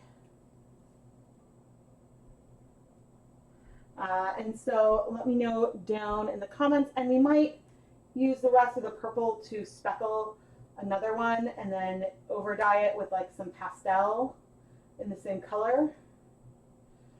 So, or maybe we'll kettle dye. We'll kettle dye another one with in a pastel and then speckle on top. I guess blue, yellow, or a tiny bit of red. But I kind of worry about too much red overtaking that. So vote away in the comments. Have I dyed yarn with Mio? Yes. In an early Dye Pot Weekly episode. The colors were gorgeous, but the smell, it was, because Mio is so concentrated, it was so much flavor, it was very overwhelming. Yellow. Okay, wait, so both blue, yellow, blue, blue, yellow, yellow, yellow, blue, blue, yellow. Oh no, I wish I could set up a poll. This is informal. So the blue is definitely more, they're both fairly unpigmented. The blue is more pigmented than the yellow.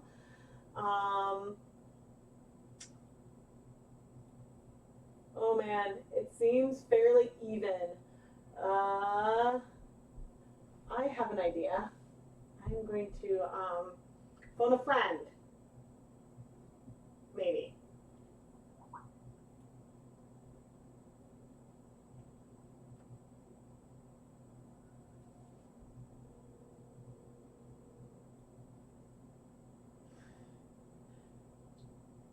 Hey, can I put you on speakerphone and ask the kids a question to make a choice?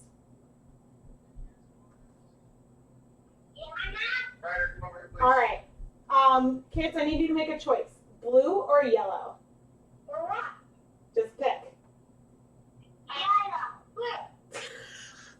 No, I need you guys to agree.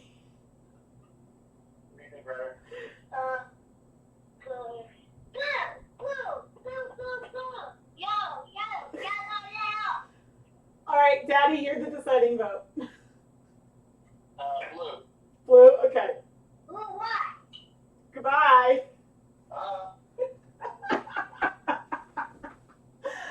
Oh man, it's like, oh, okay. All right, so I'll do blue.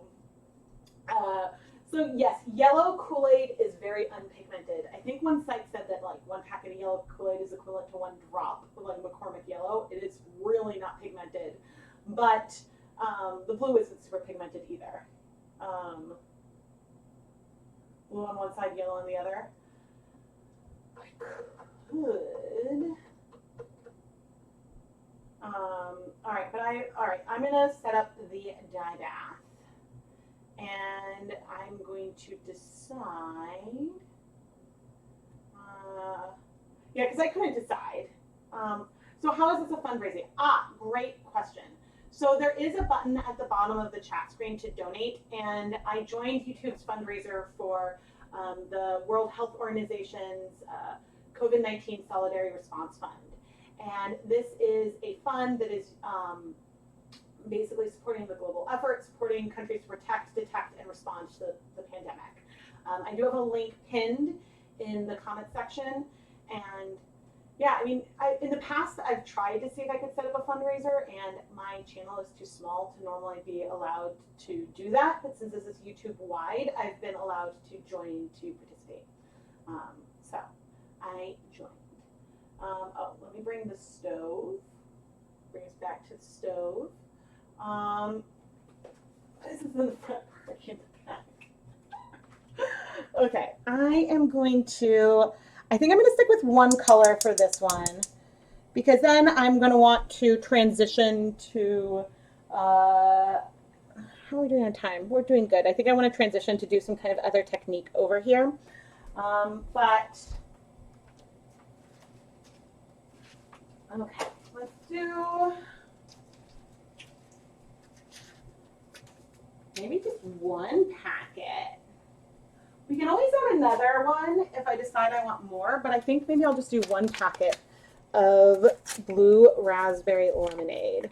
A reason why I am sticking to small amounts of some of these colors, and this is a reused dye bath that had 2 packets of Kool-Aid in it already, so there's a lot more acid. But you can reuse the same dye bath over and over. You don't need to use fresh water.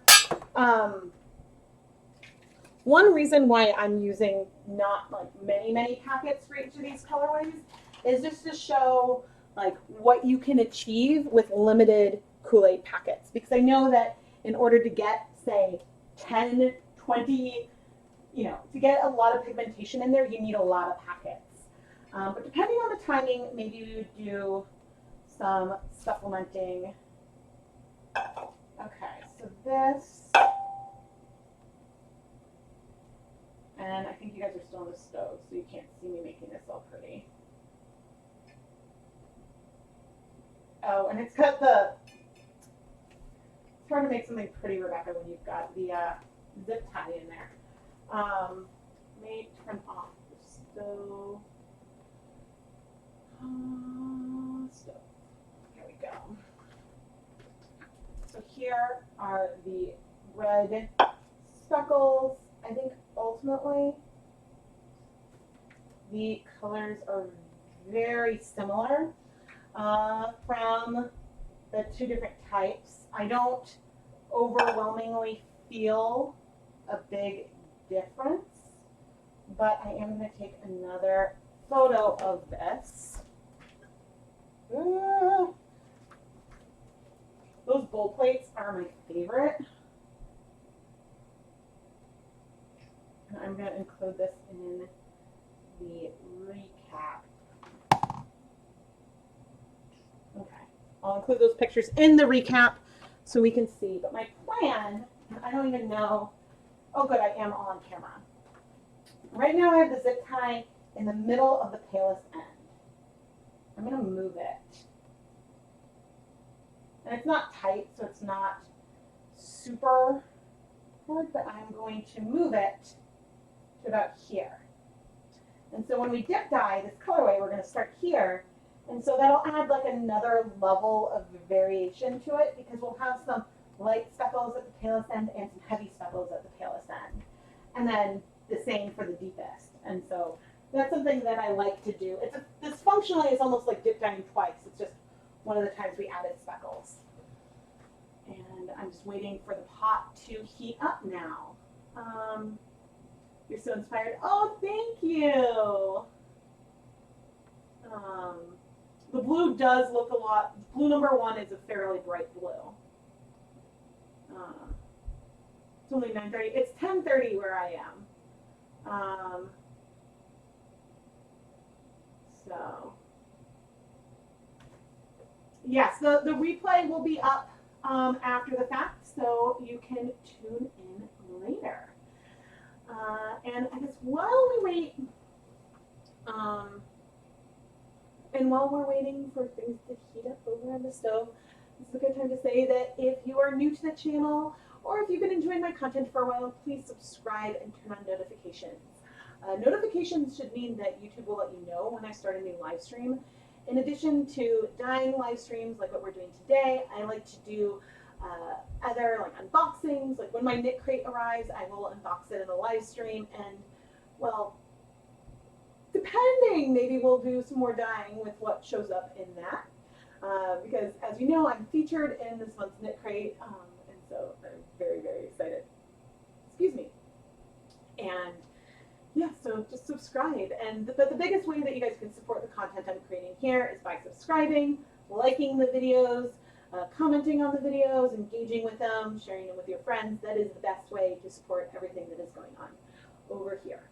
And I also want to give a huge thank you to my family for making it possible for me to still film with them at home. Unlike other types of working from home, it means that the family has to clear off from the whole kitchen area.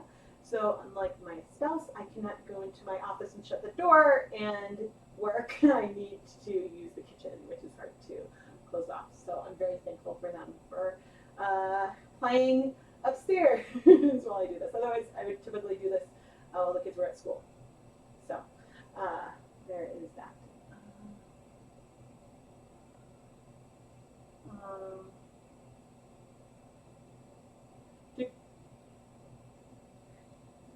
You have a pile of like what you're saying. If you do the twisted skein technique with multiple colors, how do I decide which color to use first? Lightest to darkest, or color I want the most from the least? With the twisted skein 3 times, and what was that? Die Cut Weekly 198, I think. Or haha, this skein. I like to go from lightest to darkest. That's just a way it helps me visually to get a sense of when I want to stop. And then sometimes it can help me decide if with the last color, maybe I want less, maybe I want more. But if you start with a color too dark and go lighter, you might not see what's happening as much. So that's just my preference. But I don't think it should make a huge difference because the colors don't bleed.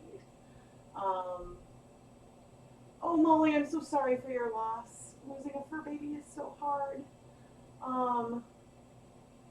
Yes, that's the thing. There are so another question, do Kool-Aid colors tend to bleed into each other? If I'm doing multiple rounds of dyeing, they shouldn't. In general, with food coloring or acid dyes, you are more likely to see bleeding in hot water. When I did some like boiling felting with food coloring dyed colors, I did get some bleeding doing that. I don't think we'll see a lot of bleeding today though. But the other thing is if your tap water is a little bit basic, so if the pH is a little higher than 7, you might see some bleeding with rinsing. And if you start to see bleeding with rinsing, just add a little bit of vinegar to the rinse. Or even a lot of vinegar and reset the color by steaming it again. Oh, thank you, Alexandra. Oh, I'm glad you guys like cabinets. Truly, this is my passion to do, and I'm really, really excited. Can't wait to see the pasta yarn dry. That's awesome, thank you. The pasta colored one? Yes, I will hopefully, and I'm gonna check on the stove. Oh, we're boiling, so I can go over there. Hopefully I will have the recap up early next week. I have a spin dryer which helps remove excess water and then makes it easier to and faster to dry the yarn. But things need to be flexible because we are waiting for a happy but urgent situation. So, all right, so we can see right now, I can see the speckles floating in the pot. They are not spreading. Now, we have enough acid in here that even though we're dealing with blues, they are going to start striking fast, and already there's not very much blue left in the pot. In general, of all the colors, ooh, and maybe we are seeing a tiny bit of some bleeding. Yep, maybe not. I could just be seeing the reflection of the yarn in the water. But in general, yeah, I don't think so. Okay. In general, blues bind slower than other colors, but when you have enough acid, then they can strike really fast. And so this is just really subtle, not a lot of pigment. So timer for 10 minutes. The heat is still on. It's on low. As for who we're calling this pasta yarn, here it is. It's actually pretty pigmented. I would say the most pigmented flavors of Kool-Aid are grape, cherry, black cherry, which I wish I had some because I love using that for speckles. And yeah, those are the most pigmented colors. Let me see. You have 40 or Kool-Aid packages of different kinds. You didn't get any strawberry kiwi. I don't think I've used strawberry kiwi. I have one packet of it, but I haven't checked that color compared to others.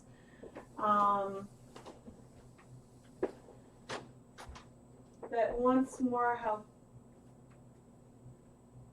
so Brand, you can walk by this way and you won't be on camera. What? Rubber band? Okay. No, here.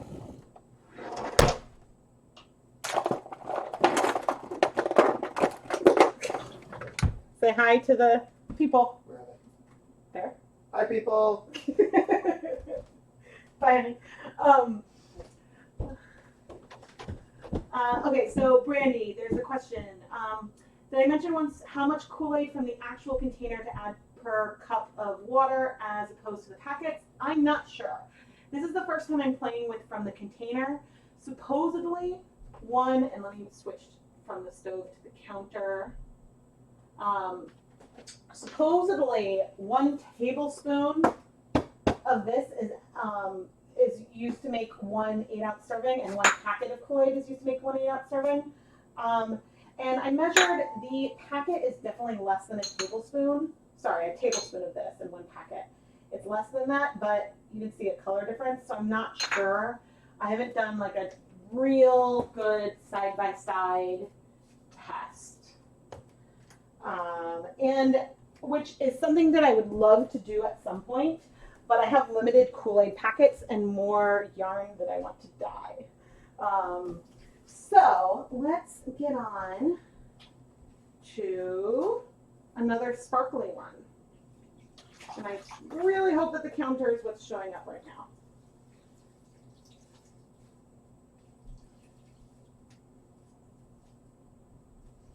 Okay, so this is going to be similar to the last one. I want to add some speckles to, this is Dyer Supplier's Sparkle Sock. I want to add some grape speckles to it, but then I want to kettle dye it in grape. So I want to speckle with grape and then over dye it with more grape. And that is my plan for this one. Oh, I was looking for my gloves, but I forgot I'm not wearing gloves today. Coming and checking on any questions.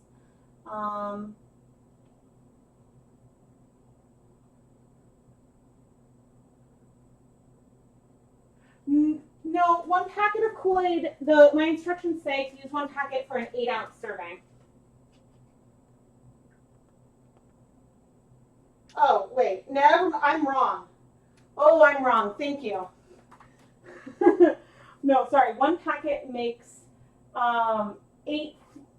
makes 8 8-ounce servings. I am very sorry. I think I've been reading this with the top ripped off, and I haven't used Kool-Aid. Where are the instructions? It makes 2 quarts. Yeah, okay, thank you. So probably 8 tablespoons of this would be equivalent to 1 packet.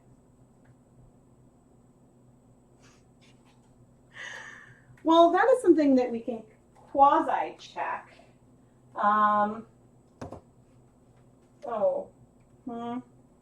Yeah, maybe I can do. So thank you for that correction. Because I was looking, but it was like 1/8 is a serving. So, yes, 2 quarts is 8 cups. 8 ounces is,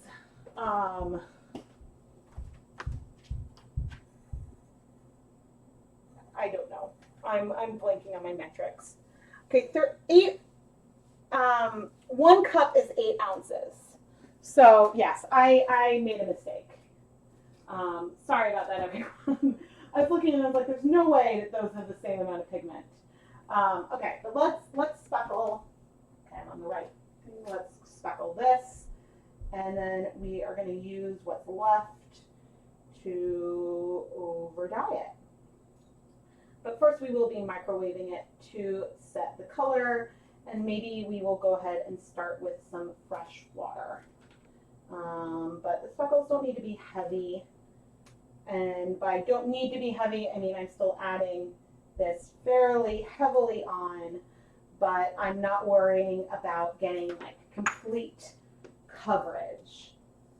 Sometimes I like to wait a bit before I flip to add color to the other side to give the Kool-Aid time to sink in, and that is not what I am doing right now. I am doing this a lot. This is more of like a quick and dirty version. The one thing I do try to not do is to rub, because if there's Kool-Aid on the counter and I rub this, then I will get a streak versus getting some specks, if that makes sense. But this is actually going pretty well. I'm just not touching it with the hand that I am using for the speckles because I am trying to be careful. Trying to see if there's anywhere else. I'm not, like this is just a bit of speckles. This is going to be a really, really subtle speckled colorway because, oh, I almost went into the cherry.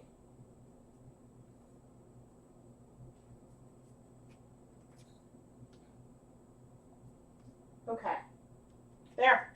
I am actually really happy with that. That was just a super, super fast speckle. Putting this in here, and I'm going to microwave it. And then we will over dye this. Oh God, here we go. I mentioned my microwave is broken, but it is pain in my tuchus. Okay, and yeah, we will be using the rest of this color to over dye that. And just another way, because I forget, South Creeks might just have one packet of Kool-Aid, so I wanted to show like a fun thing you can do with just one packet. Trying to show some variety, but this is actually a lot of fun.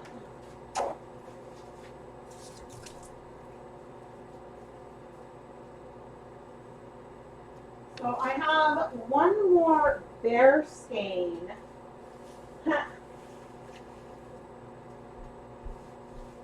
And by bear skein, okay, I think that with that last skein, we might try something with a tub. And then I've got 2 of the marled soft yarns that we can just have fun with a lot of leftovers, but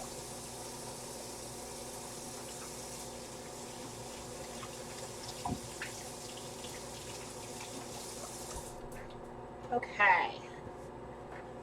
Let's go to the stove. Kool-Aid speckles. Oh, that's wrong camera. Kool-Aid speckles stay pretty sharp, which is nice.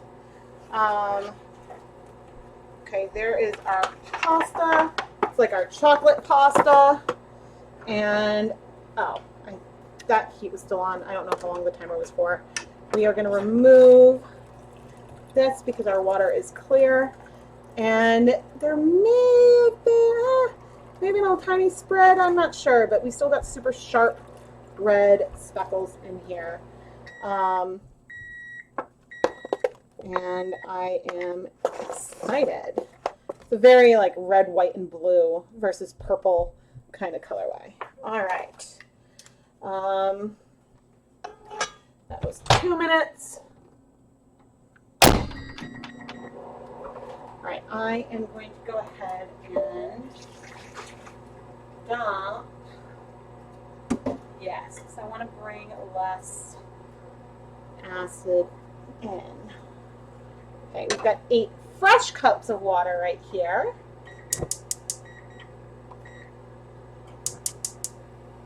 Going to start heating that up. And I think with the last skein that I have wet, because we dipped into, this was 1 packet of green and 1 packet of blue. We just dipped this into 1 packet of blue, and granted there's other things going on, but let's go ahead and test out the tub of blue raspberry lemonade. And oh my gosh, this looks white. So I believe it says 1 rounded tablespoon. Instead of using the cap, I am going to measure out 8 heaping tablespoons. 2, 3, 4, 5, 6, 7, 8. Yeah, look at how like pale that is. This hurts my soul a little bit. Oh man, that is so much. And I was like, oh, maybe these canisters. This is what I get for like thinking. And yeah, this color looks pretty similar to the color from 1 packet. I don't know if it's perfect, and there's definitely stuff that isn't dissolved yet, but it's looking fairly close to me. So there is our answer there. And by volume, the 8 heaping tablespoons, okay, you need to sit right there and cool. By volume, the 8 heaping tablespoons is way more volume than 1 packet of Kool-Aid, which was maybe not even half of a tablespoon. So, oh man, what did I do? Oh no, because the microwave was open. I come over and check the monitor, and I see I'm like, why did the camera shift? What's going on? So it could be a little more pigmented. I don't know. It's close. It's close. But those big jars are not going to be nearly as cost effective as I thought they might be. Oh man. Oh man. That's why I remember thinking wow, these packets are only 1 serving? That seems weird to me. Yeah, sometimes the scientist doesn't read correctly. Yeah, the yarn mop might have been pretty nice. Yeah. So I don't give Kool-Aid. Oh, speaking of beverage though, I am thirsty. Let me grab something.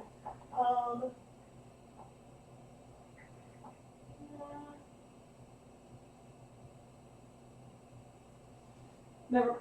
I was considering getting some hint water because I was like, man, I kind of want a little bit of flavor. But no, I'm going to get plain water because my nose is full of Kool-Aid.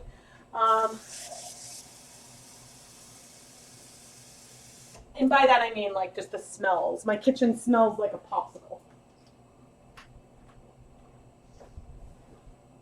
So I mostly give my kids fruit popsicles, but occasionally they have the ones that have artificial food coloring and stuff in them. I typically don't give them Kool-Aid, but as I said at the beginning, I've used Kool-Aid to make a Halloween themed punch because if you mix grape and orange, it makes it it can look black, which is fun. Oh, thank you for shopping in my Etsy shop. Yeah, a lot of the yarn and the yarn showcase today will eventually make it into my Etsy shop. Restocks are even slower than pre-pandemic because I'm just not creating as much yarn, which makes me sad. But yeah, there should be a restock soon, which will feature a lot of the yarn that I showed earlier in the video. Yeah, there's nothing wrong with drinking Kool-Aid. I think as a kid, we were more of a Gatorade family, so we drank a lot of we had a lot of those containers for Gatorade. And so we had a lot of that when I was a kid. And we always had Hawaiian punch at birthday parties. That was the birthday party staple. Yeah, that,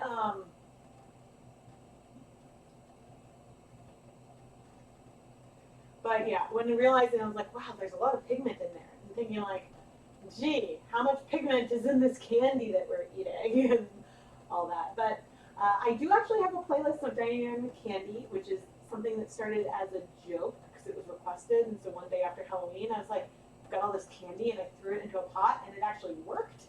So then I started trying other candies. I recommend non-waxy candy if you want to do candy. So something like Sweet Tarts or the Valentine's Day candy heart, something that's chalky will dissolve really well. Something more waxy like jelly beans.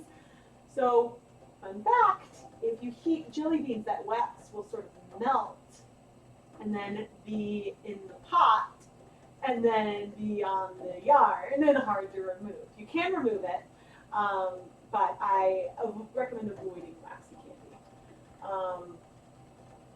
Oh, I'm glad I can help. I'm sorry you're on isolation right now. It's got to be hard. I have some friends who are, completely on their own right now, and it's hard. And so here's my social distant hug from me to you, for real.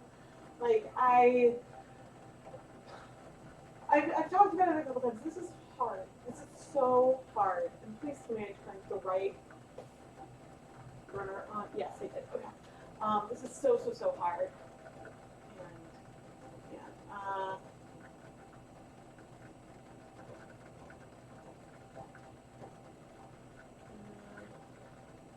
Yeah, I can't, on the monitor it's actually looking like it could be a little more pigmented. But again, like, who knows? I mean, the perk of the big canisters is you can make a single serving versus making like a bigger batch. But yeah, putting them out side by side, at least now I have a better sense because I think I might be doing a Zoom with the Knit Crate team. Uh, and yeah, and like doing like just like a little like dye, oh my gosh, when I say dye party, that sounds weird. Yarn dyeing party. um, oh, I'm so sorry. I hope that like it just the fever goes down and that's that and that's it. Um, best wishes, best wishes, you know. Um,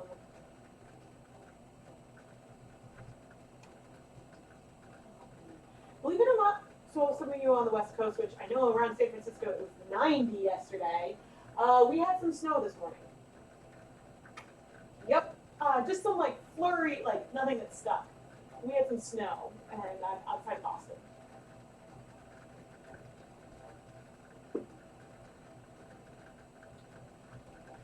Yeah, my husband doesn't really eat sugar anymore, which means now when I make brownies. But my eldest is, he's both of my kids are good eaters and like healthy eaters. My eldest is very, very slender. And so I try to like, it's like, I'm like, okay. And the doctor's like, you can do milkshakes once in a while. I'm like, okay. But, so we try like just with more protein and stuff. But I have a sweet tooth, so yeah, I eat in the carb setting one for Mother's Day tomorrow. Oh yes, and I know a lot of you are parents. Um, you know, Mother's Day can be a hard holiday for many reasons. So I'd like to say, like, send love from me if, it's a hard day for you, and, because I know I have a lot of times it's a really hard day for.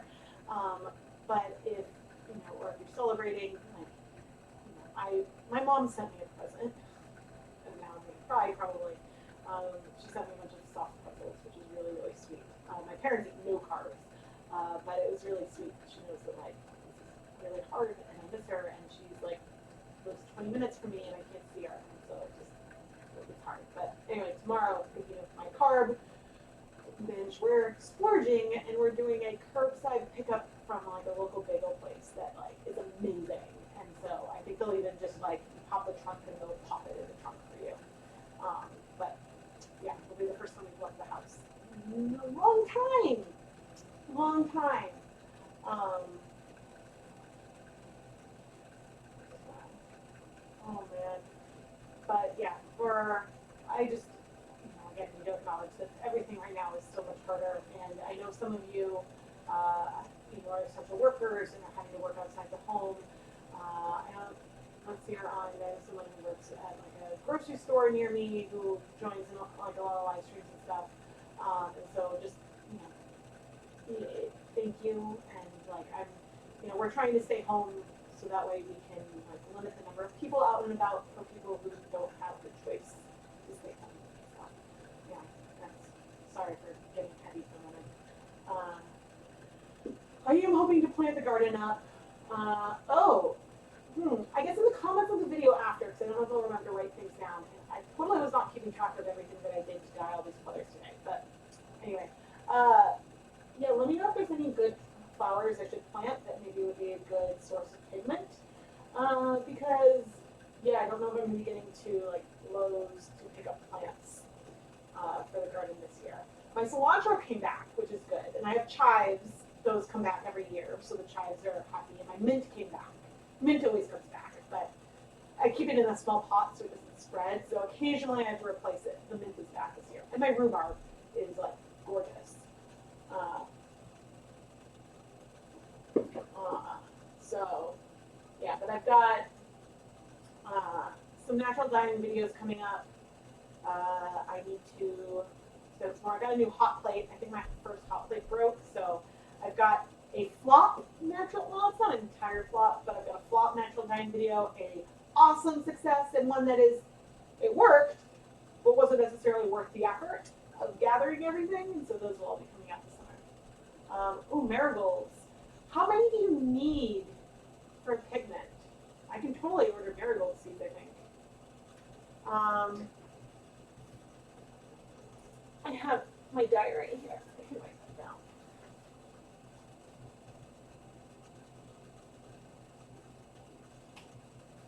I think the only other seeds I have are lettuce and pumpkins. Let me go see. Oh, goody, I see some movement on the water. Movement! Let's see if we're dissolved now. Pretty well. This is probably really sweet. So the yarn that I got in here, I absolutely will be washing it a bit more just to get that sugar out. But the sugar is soluble, it will come out, and the yarn should not be sticky. Okay, so this is some sparkle sock. And I am dip dyeing. Now, will the sugar affect the rates? That I don't know. And I don't know if there's as much citric acid. We started with 8 cups of water. I have no idea if there's as much citric acid as there is in the packets. But this is what we are exploring. I'm just doing a simple dip dye. And I can say, yeah, this is looking kind of like one packet to me.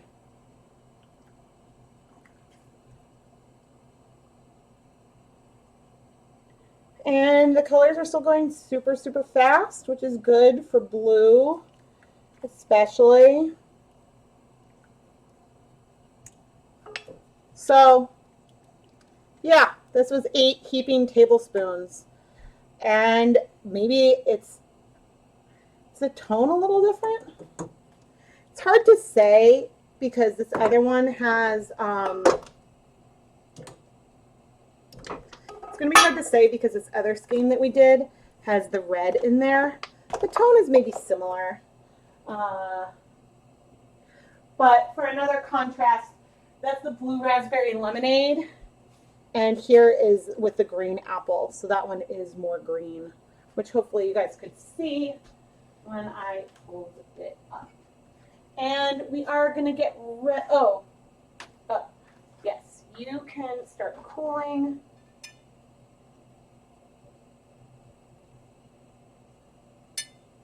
Oh, and sometimes people ask if you can put stellina in the microwave. Well, I totally just did. Stellina is acrylic, I believe, acrylic-based or nylon-based. It is not, I don't know if the sparkle is coming through on the webcam, but that is beautiful. But it definitely can go in the microwave. And I'm going to reduce that heat 10 minutes, even if I end that early.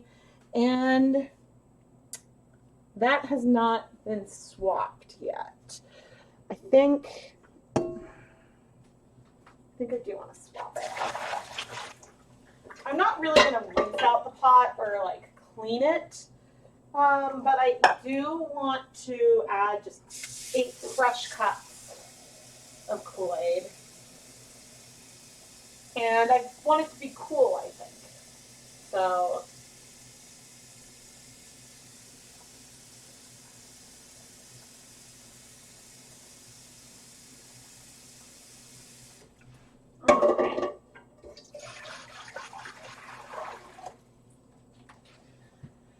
okay, so we're going to make a sock yarn colorway that is all one packet. And let's say goodbye to the stove. Oh, and let me check comments. Wait, what did I say? Rhubarb makes a yellow dye. Rhubarb can actually be like a natural mordant, which I want to play with more in the future. I've used rhubarb leaves once. Lavender. Yes, I have lavender trees. I plan to definitely do lavender sticks when I prune it, but I will collect some blossoms. And I could collect cherry blossoms for my cherry tree maybe, but I don't know if I really want to because I love it too much. How long do you steam the yarn? So if I choose to steam set the yarn, I typically do 20 to 40 minutes, depending on the color intensity. Usually around 30 minutes, 20 to 30 minutes though. I don't have any roses, so I have not tried rose petals. I do have some lilies, so I could try to collect some stamens. I'd love to have a full dye garden. Some things might not be like good to dye like in this region, but it's fun to also just go and collect. Like when I collected, it's funny, my little scale, which goes up to like a high weight, it could not weigh the dandelions I picked, but I picked dandelions for an hour and a half and had a lot.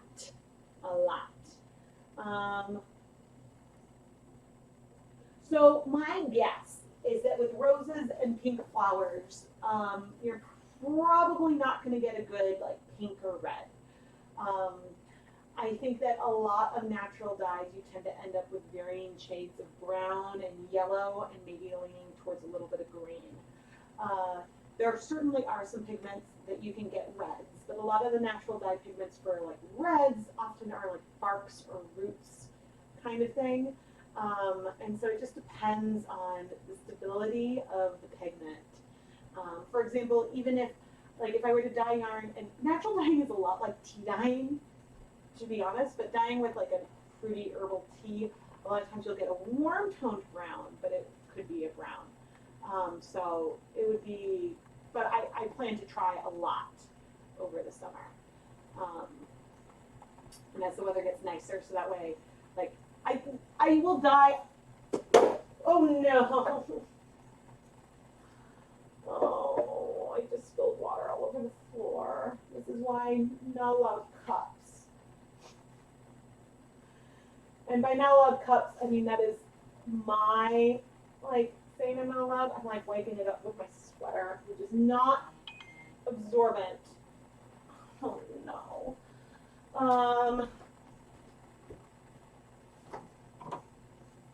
Shoot. I don't remember what I was talking about. Oh, bummer. Thankfully, nothing like it got wet, but I think the one time so in my real life I do swear. I think the one time I swore in a stream though, because I know people with kids watch. I did swear once because I think I spilled water next to my laptop a long time ago, and I was like, I am so sorry, I am so sorry. Because I tried to keep it like family friendly over here.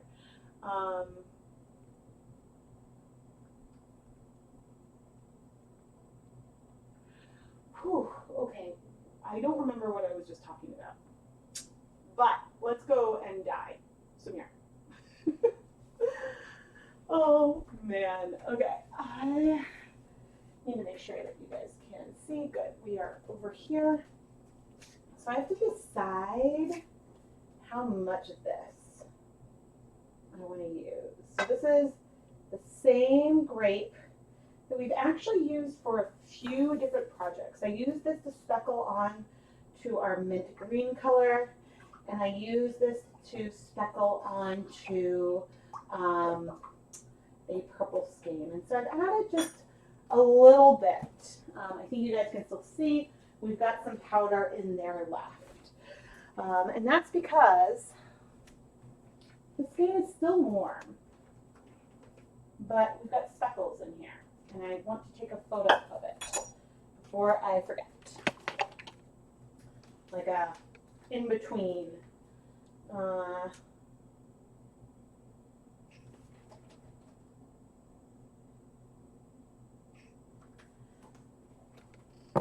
Okay, so here, I should tilt this so that you can see.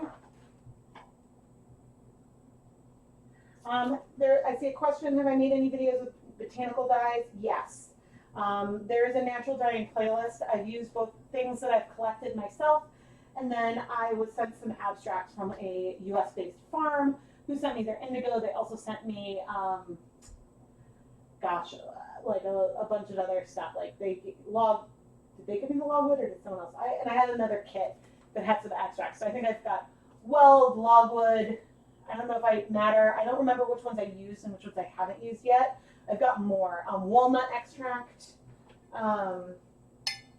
Okay, so we've got this speckled yarn that is definitely warm, and I'm adding it in.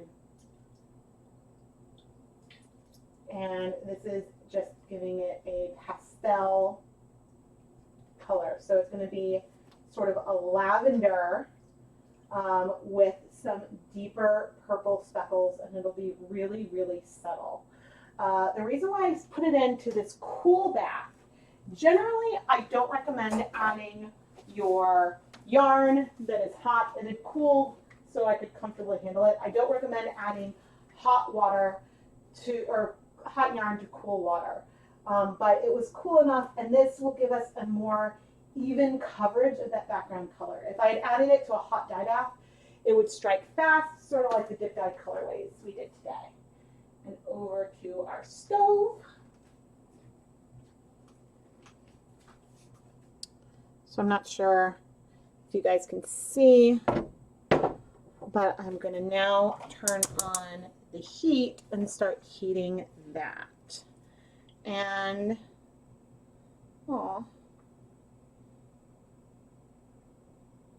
if one of you guys just made the purchase, thank you so much. I really appreciate that. The yarn that goes onto the shop, it all sort of goes back into the videos. I sell the yarn I dye. It lets me buy more bare yarn, more dyes, more equipment, so I can play with all of this. So thank you all so much.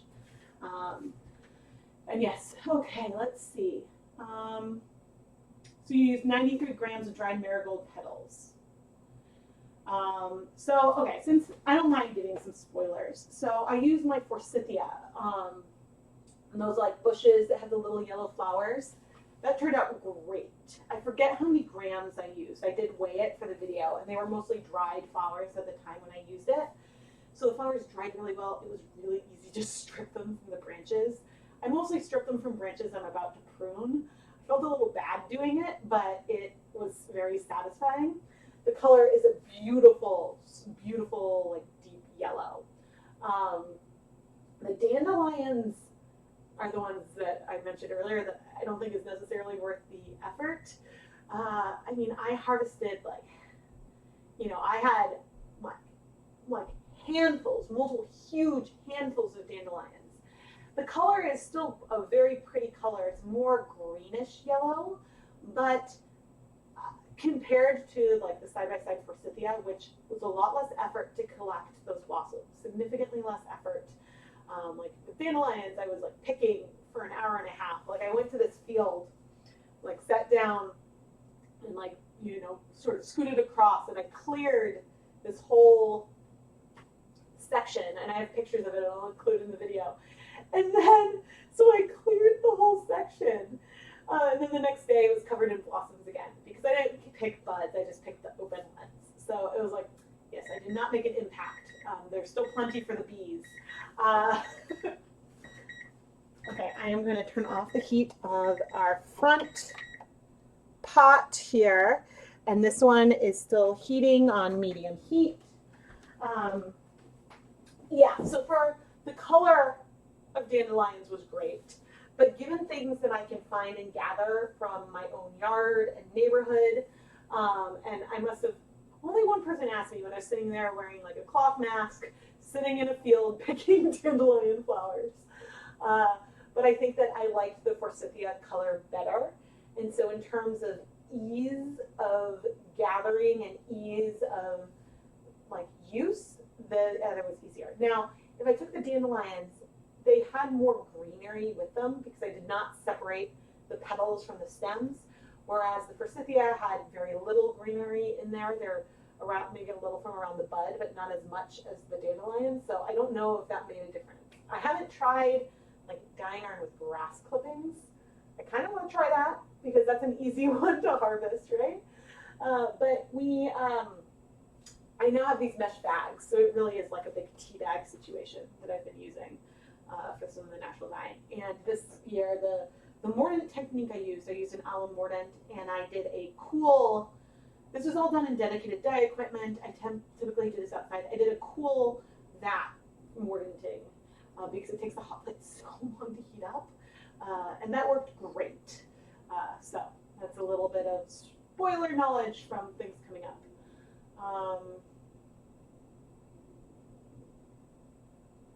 Benefit of collecting wilting blooms or deadheading as it promotes the growth of new flowers. Yeah, I think I'm gonna try to get some marigolds. Logwood is awesome.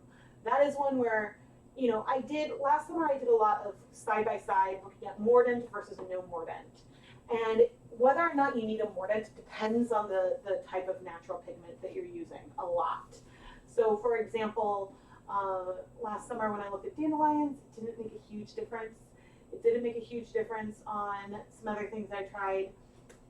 Mordants made a huge difference on black beans, huge difference on logwood, and it actually makes a huge difference on walnut. The walnut did way better with no mordant than it did with the mordant. But I think that walnut has natural tannins in it, so the mordant wasn't necessary. But doing the side-by-sides was a lot of fun. We're doing okay. Hanging in there. When you're done dyeing the yarn, and ready to wash it, do I use Johnson & Johnson baby shampoo to clean, or I use, it's not Dawn dish soap. Let me go grab the one that I use. I use a tiny bit of dish soap. In theory, a better soap to use would be like Citripol, which I actually have some of, but yeah, so I use this just because I like to use, it's not because it's free and clear or like the brand. I use it because it's just a clear dish soap that I can order online. And I prefer to use a clear dish soap because in the videos, if I want to show if there's any bleeding, that's the only reason why I choose a clear soap. Just for demonstration purposes. But the Citripol is like a neutral cleanser and it'll help get excess dye out. I have some and I haven't used it yet. So that is something that I want to explore. And we still have a bit more time. Okay, so the blue one is done. And I think what I want to do is kettle dye some things with some of that leftover dye that I have on hand.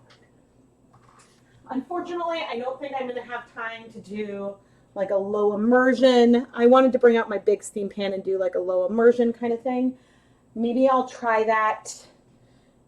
Well, maybe not even maybe. I will absolutely try that at some point in the future. But yeah, this is cleared. I'm not sure how well you can see it, but with one packet of Kool-Aid, you can create something subtle and pastel. And do I have an empty dish? I do. I will stick this back in the pot. I think it's about done. So I'm not sure how well you can see the speckles, or if I'm even on camera right now. I can't see the monitor. But you know, this was all done with one packet of Kool-Aid. And so you can get a speckled and you can over dye with the same amount. It's just the more pigment you put in the pot for that over dye, the more subtle the speckles will be. So that is the reality. Have I tried dyeing with berries? No, not yet. I've done some fruity herbal teas, but that's about it. Berries themselves I have not done, and that is purely because of, well, the timing. I was going to try doing some blueberries, but with the pandemic, we're eating the blueberries. I bought frozen blueberries to use, and instead we're gonna eat it. So that is some reality there. Okay, ooh, a little hot. So I would say this is our hot sugar water. I'm going to want it to cool before I wash it, but yep. The tone might be slightly different. This one almost feels a little brighter, but the yarn bases are different. This was the Dyer Supplier 80/20. This is their Sparkle Sock. But 8 tablespoons of that big canister is about equivalent to 1 packet. But this is what we're going to do now. And unfortunately, I don't think I have another zip tie on hand for it. But what we're going to do is this pot the heat is off, it is still warm. We are going to use all of our leftovers that we've had from these containers. So some grape, some cherry, and I'm just rinsing out. I will stir, and we're going to use a lot more cherry. So the amount of purple is not going to be a ton of purple. It looks like a lot of purple right now because that was just, the powder was just the powder was not from the packet. Here's some from a packet, which, oh, I guess if I had planned differently, oh well. I'm actually going to save that. Because I don't have a lot of it, and I probably should have saved the grape as well.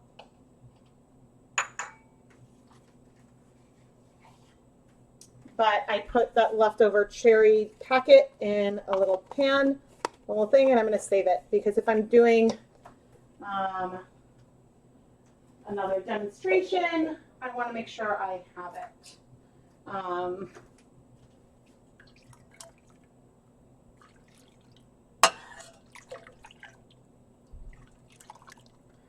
But I do want to pump up the volume.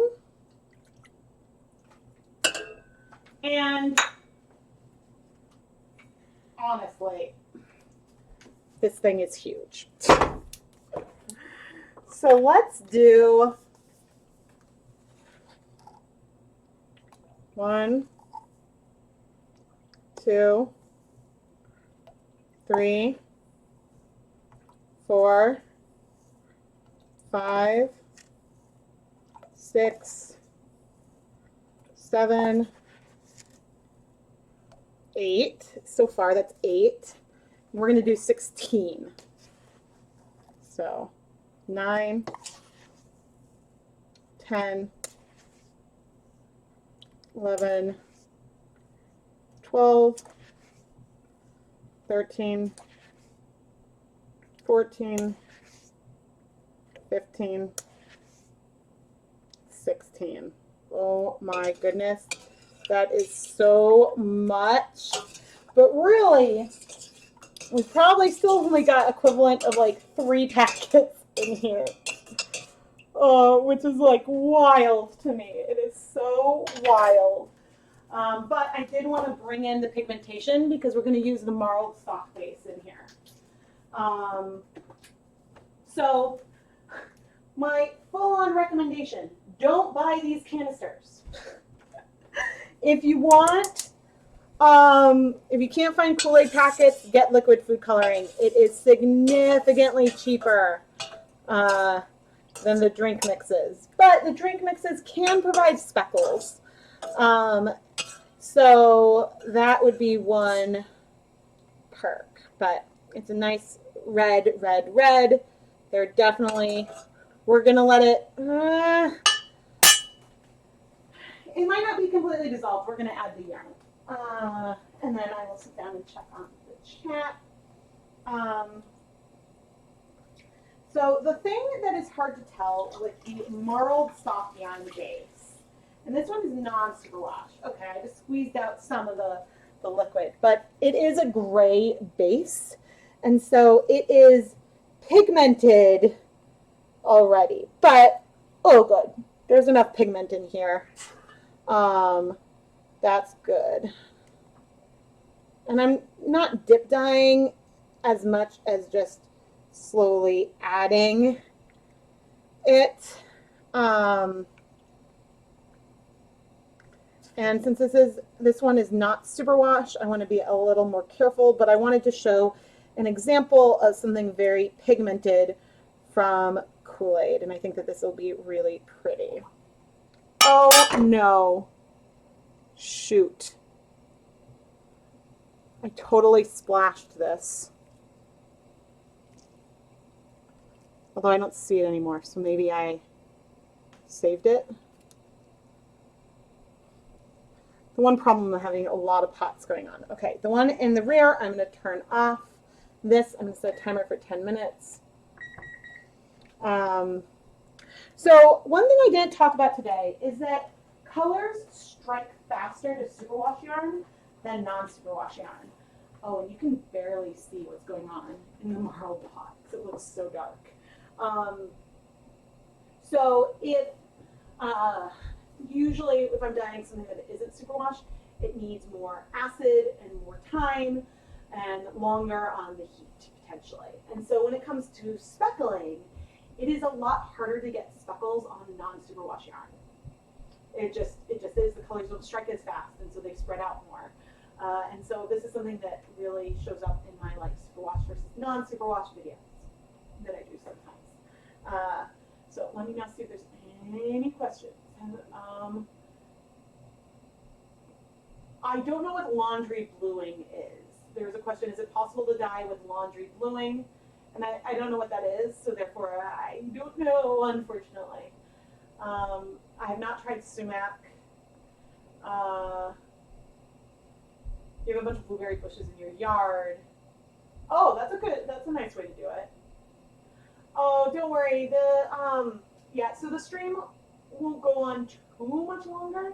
The colors coming through that webcam are not what I'm seeing in person. This is one reason why I do recaps after my live streams, because I want to be able to give you like a close-up of the sharpness of the speckles or get a true sense of the hue. The pot like right over my head definitely looks really lavender, very purplish to me. And then the other one is more like a maroonish red color. But you guys, I am having so much fun. I just want to checking out the watch page. It shows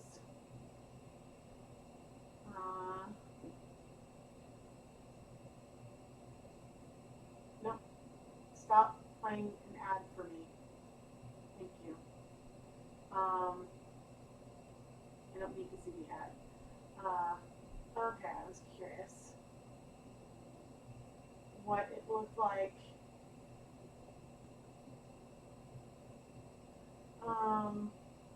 Yeah, I try to, sorry, that probably messed up the stream for a little bit while I was loading that. I typically, oh yeah, it's jerky, but it says my connection is good. I typically try to vary the time of live streams, but the most frequent time I am able to do it is usually, even when school is in session, is usually in the morning.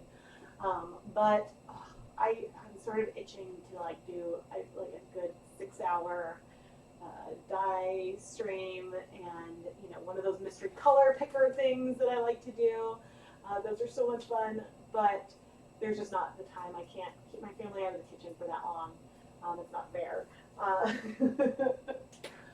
But yes.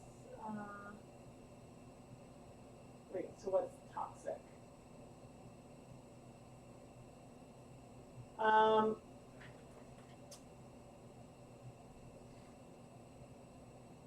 Maya, I'm not sure what the question was about toxic. The Kool-Aid is not toxic. How do I get rid of... Oh no.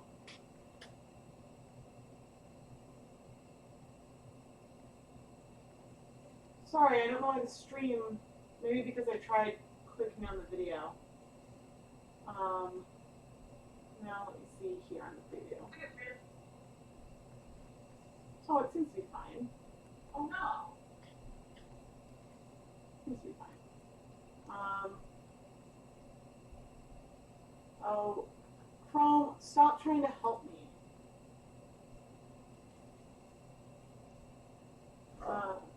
Cyanide. Oh, sorry. I see, because I missed something there. So laundry bluing is a colloid of claret, blue iron salt, and Prussian blue in water. What do you use laundry bluing for?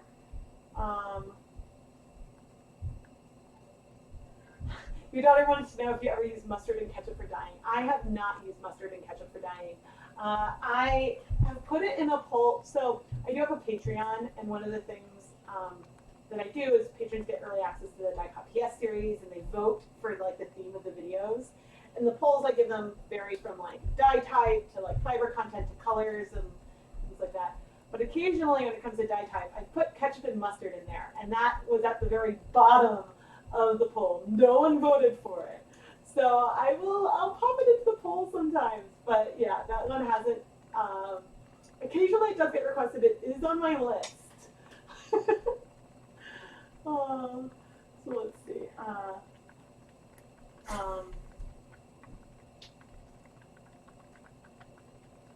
Oh, it's turmeric and mustard? I guess I didn't really know what was in there.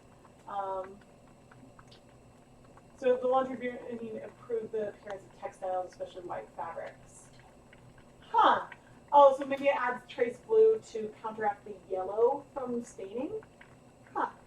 I mean, I don't know. I don't have any, so I don't know how it would work. And I do want to reduce the heat here. It's been about 6 minutes in the pot. This again is a non-superwash yarn. A little bit of simmering won't hurt, but you can see just how much pigment has absorbed. Oof. We've got, because this bare yarn was grayish, instead of like a bright red, even with a little bit of grape in there, we're getting like a more deep burgundy, which is gorgeous. I'm very, very excited by that color. Yeah, and I think, so what did we do? We did 3, 4, 5, 6 colorways today. That's not bad, actually. Not bad. Oh, man. But my house kind of smells like popsicles exploded. Oh, and now I'm starting to think like, okay, what are we going to do? I'm getting hungry. What are we going to do for lunch today? Yeah, so today is a big day. My uncle's getting married. I'm not sure. We first met his girlfriend, or I guess now fiance. Oh man, I'm excited. We first met her, I think, a little over a year ago. And we live, I mean, she's been around for longer than that, but we don't get out to visit the West Coast as often. And she's awesome, and I really, really like her. My aunt died, oh gosh, many years ago, like before it was after college, maybe like over 10 years ago. So I'm just really happy that they're getting married, and he's really happy, and so it's like really nice to have something so fun come. A cousin, not his son, but another cousin of mine was supposed to get married, and that wedding was postponed, and we had 2 weddings in April postponed because of everything. And I think that, you know, with all this, he just decided, like, because he's older. Is he 70? I forget how old my uncle is. But, you know, I think that this is a situation like, why wait? With everything going on, like, if we love each other and want to be married, then we should be married. And so I'm very excited to see how this is going to go down today. And I think it'll be a lot of fun.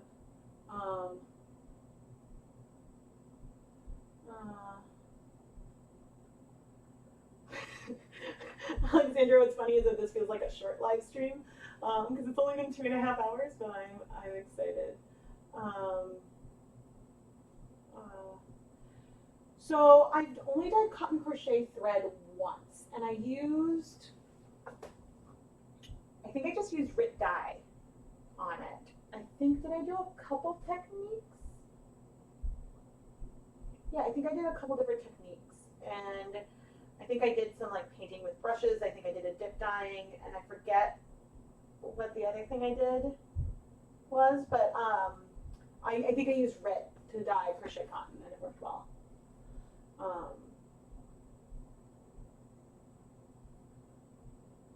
Yeah, but then, you know, we're waiting for lots of babies to be born, but yeah, our best friends are due any day now, and since we're local, I'm gonna go stay with her kids when she goes to the hospital. And so, yeah, that'll be, well, we're excited to like see each other too, um, because their parents can't travel right now. So, Okay, so I'm going to turn off this heat. There is still probably, there's still some pigment in here. What I'm going to do, and I mean, I guess 10 minutes isn't that long. I'll probably heat this for another good 10 minutes, but I'm actually going to go ahead and add a splash of vinegar. And if it were just a good splash of vinegar, if it were just Kool-Aid, the Kool-Aid packets that I have a better feel for, I probably wouldn't have bothered. But I don't know the relative amount of citric acid in the big tub, which is predominantly what we used here. And so this looks, I feel like it's a tiny bit misleading because this looks so much more pigmented than everything else. But that's because we used like a lot more of a super pigmented color. But the 16, if I had used 16 packets of Kool-Aid, of cherry Kool-Aid, that would have been ridiculous. So, yeah. But one of the, here's the green one with the speckles, and I'm gonna wash things off camera. And so, yeah, a recap will come as soon as I can get it out. Everything is so much slower. Like, you know, when this started, I was like, oh, okay, at least I can edit with my kids at home. But I feel like the difference between, like, on a snow day, if I needed to work, I would, like, put the TV on and go edit while the kids watch TV. And now, I don't think I accounted for, like, the, like, homeschooling effort. Thankfully, like, my youngest has 1 million Zooms for preschool, like tons and tons. And my eldest doesn't have as many Zooms, but he's a very like, Mommy, what's my next lesson? What's my next lesson? What's my next lesson? I want another lesson. And so he's very enthusiastic, which when you've seen him in my videos, he's a very enthusiastic child. And so, yeah, it's, I mean, I enjoy it. It's just, I'm exhausted. I'm so exhausted. Oh man. Yes. So Emily, the big tub. Yeah, we determined earlier that, and we looked in like about 1 tablespoon, or sorry, 8 tablespoons of the big tub is equivalent to the amount of pigment that is in 1 packet.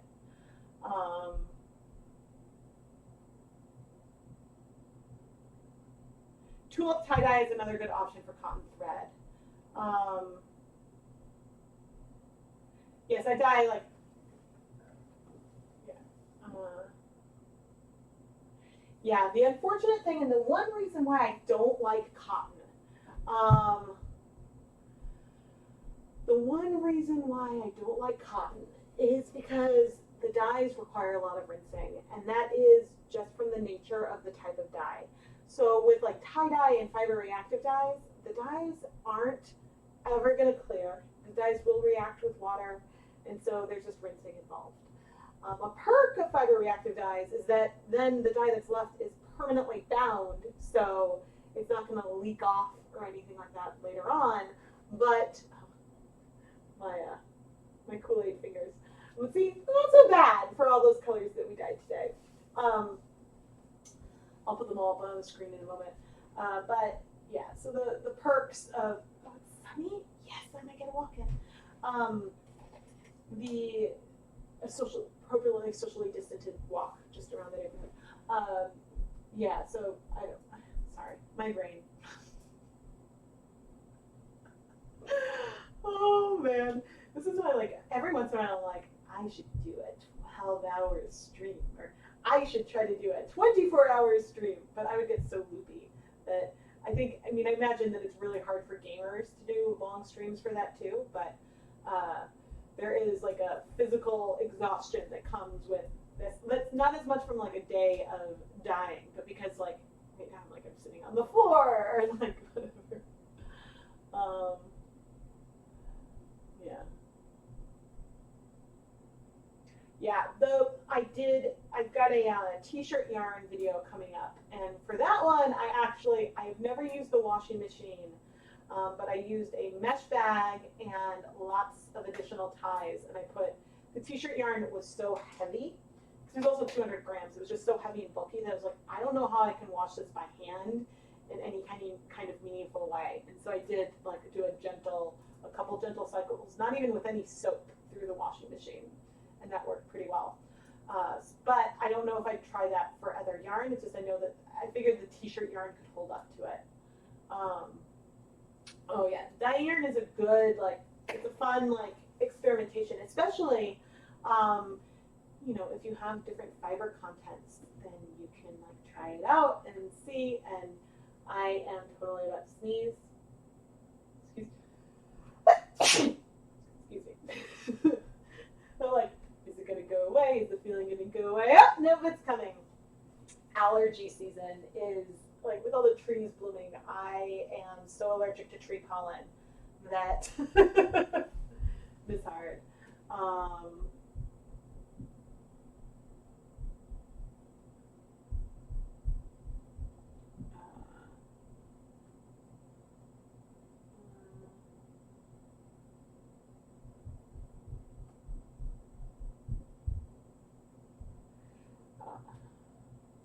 Okay, sorry, just doing some moderation.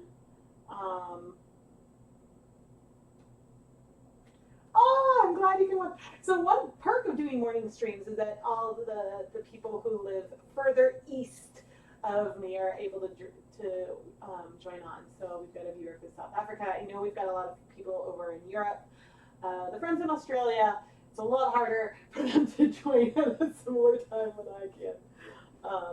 But I know that like a morning stream like this is much harder for people in the U.S. on the West Coast because I started at 6 a.m. your time.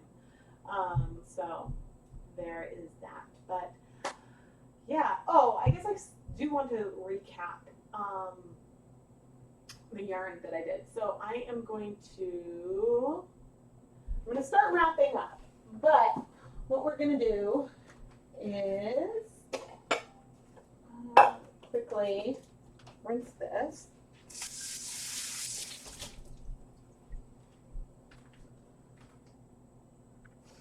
I'm going to rinse the tongs before grabbing that yarn.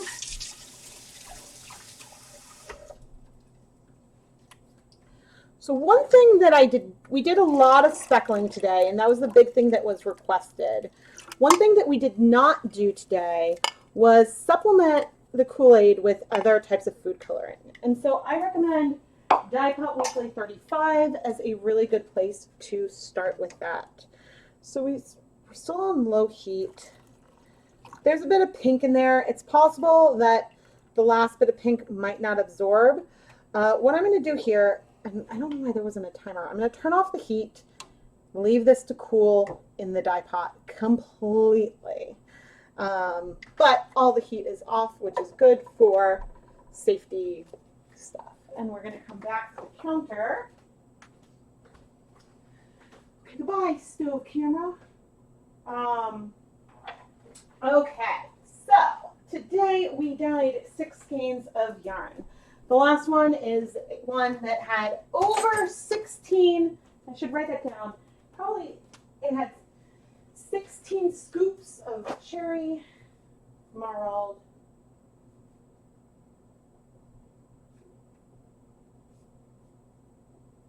plus some other stuff, like it just had a lot. It is possible, and we didn't do a comparison, it's possible that that is more pigmented than the packet of cherry Kool-Aid, but I doubt it. For these more pastel colors, this colorway right here is just not even one whole packet of grape Kool-Aid. Less than a packet, you could absolutely do 2 colorways like this. We did grape speckles and then dyed the whole skein in just a light lavender purple using a tiny bit of the powder from that grape packet. We use that same grape packet on the marled stock yarn, but we also used it to speckle on this green colorway. And I'm going to go ahead and open this up. So this colorway, we dip dyed and then speckled. And I wrapped up the part where I wanted no speckles because that way we would not accidentally get any color transfer. And so this one was done, so this colorway was done using 1 packet of blue raspberry lemonade and 1 packet of green apple, and then with the great speckles over there on the other side. So this one we did the base color first, and then we added the speckles. On this colorway, which is fairly wet still, first I did cherry speckles on it. So we did cherry speckles on the countertop, set it in the microwave, and then we dip dyed it into a packet of blue raspberry lemonade.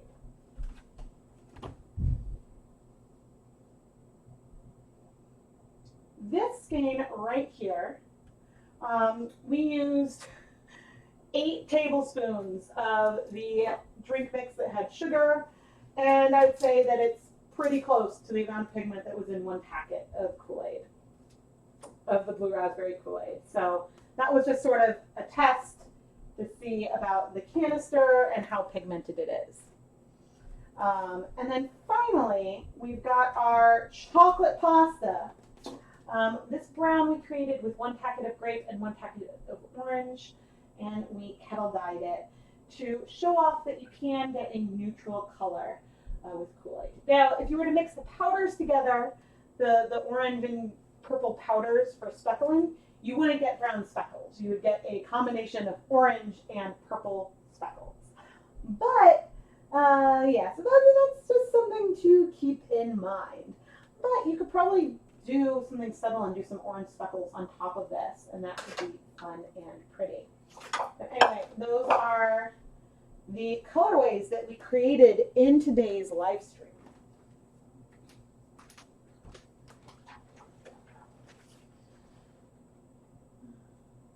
So I hope that this was helpful to show some various Kool-Aid speckling techniques, to show that it really is that easy of just combining it with the yarn, adding some heat, and you're good to go.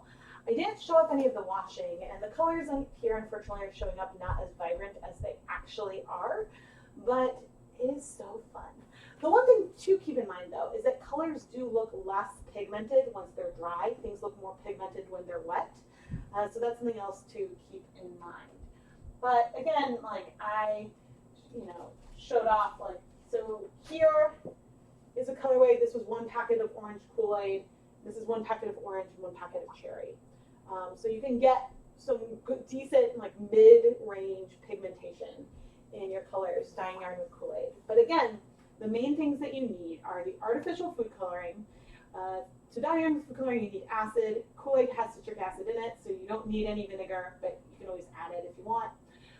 You need heat, and the yarn that you pick is really important. This technique will not work on cotton, it won't work on linen, it won't work on acrylic or polyester. To dye yarn with food coloring, you need a protein-based yarn, wool, alpaca, silk, mohair, those types of fibers. If it's a protein-based, an animal fiber, it'll work. A plant fiber, it won't. So that is important when you are picking things. But otherwise, this is a great way to start your adventures dyeing yarn. It is kitchen safe, it's food safe, it's fun to do with kids. My kids really like to do it. There's a playlist on my channel of dyeing with the Ken kids, dyeing yarn with the Ken kids, and so both of my kids make appearances, and so it is a lot of fun. Oh, I'm so glad that you enjoy watching these. Yes, and if you're nervous and you want to play with a lot of techniques, you can take a skein of yarn and wind it into smaller skeins. If you go back and look through videos for the oldest videos on the channel, I was dyeing probably 2-3 grams of yarn at a time. I took that 100-gram skein of yarn and I stretched it as far as I could to experiment and film videos. And well, now I'm able to buy more materials, which is thanks from the support of viewers like you. But more seriously, there is a fundraiser attached to today's stream through YouTube, the fundraiser for the World Health Organization to help with with prevention and testing and treatment for COVID-19 cases around the world. So there is information about that in the comment section, and yeah, it's good. But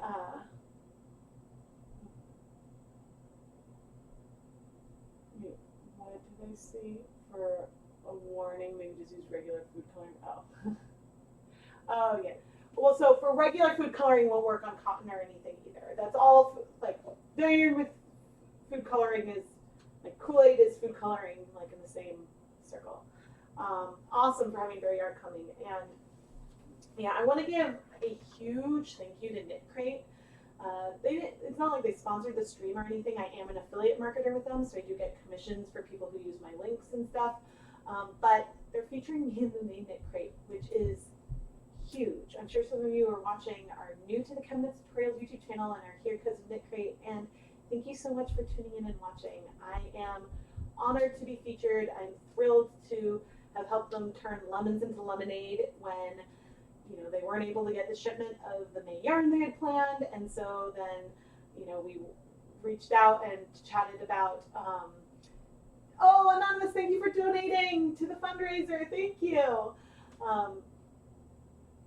But when we talked about a way that we could make a dyeing project that people could do at home, and one of my goals is to make yarn dyeing as approachable and accessible as possible, and I really hope that I've been able to do that through these streams. And yeah, they're a lot of fun. I truly love what I do, and being able to share this with more people is awesome. How do you get a mustard color? That would be really hard with food coloring, but there are some, Wilton Icing Colors has some beautiful golden yellows that would work great for a mustardy color, or using like just a yellow food coloring drop, fairly concentrated, will bring you into more golden yellow, almost leaning orange, versus like a bright yellow, if that helps. Yeah, Dyer Supplier has a lot of great bases. There are a lot that I haven't tried yet, but I really like the 80/20, and I'm hoping, I don't know if, so this is funny. So in Knit Crate, sometimes I get one crate, sometimes I get the Knit Crate and the sock crate. I'm like, I have no idea how many I'm getting this month. Like, I don't know if I'm getting extra showing up because I'm in the crate. Probably not, so we'll see. We'll see what shows up. Because I haven't asked about the specifics of that yet. But yeah, so they're sending everyone Berry Yarn and some KoolAid packets, and if you want to learn more about that, you can go, well, I guess they have information on their website with the like sneak peek and everything about that. But I do have my affiliate link in the video description if you want to check it out. My enthusiasm of what I do is evident. Thank you so much. Does Black Cherry Kool-Aid break? Probably, but it might be hard to capture. So grape Kool-Aid breaks. I have a video on that, and it was really hard to capture on superwash yarn because there's so little blue in there compared to the red that it just gets soaked up. If that makes sense. And so it soaks up so fast so you don't really see it by the end. Because with Kool-Aid, you can't limit the amount of food coloring that's in there. Black Cherry probably has some blue in it, and I haven't tried breaking specifically, so I don't know. I guess it's the final answer. And Amy Mickelson, thank you so much for donating to the fundraiser. Thank you so much.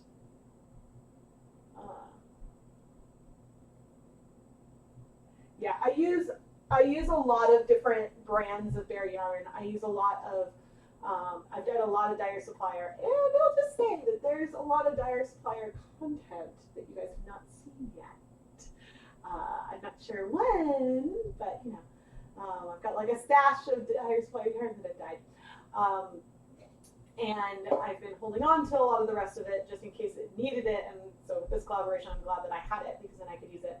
I do use a lot of Knit Picks yarns as well, though. And oh man, okay. So what did I say? I wanted to do a low immersion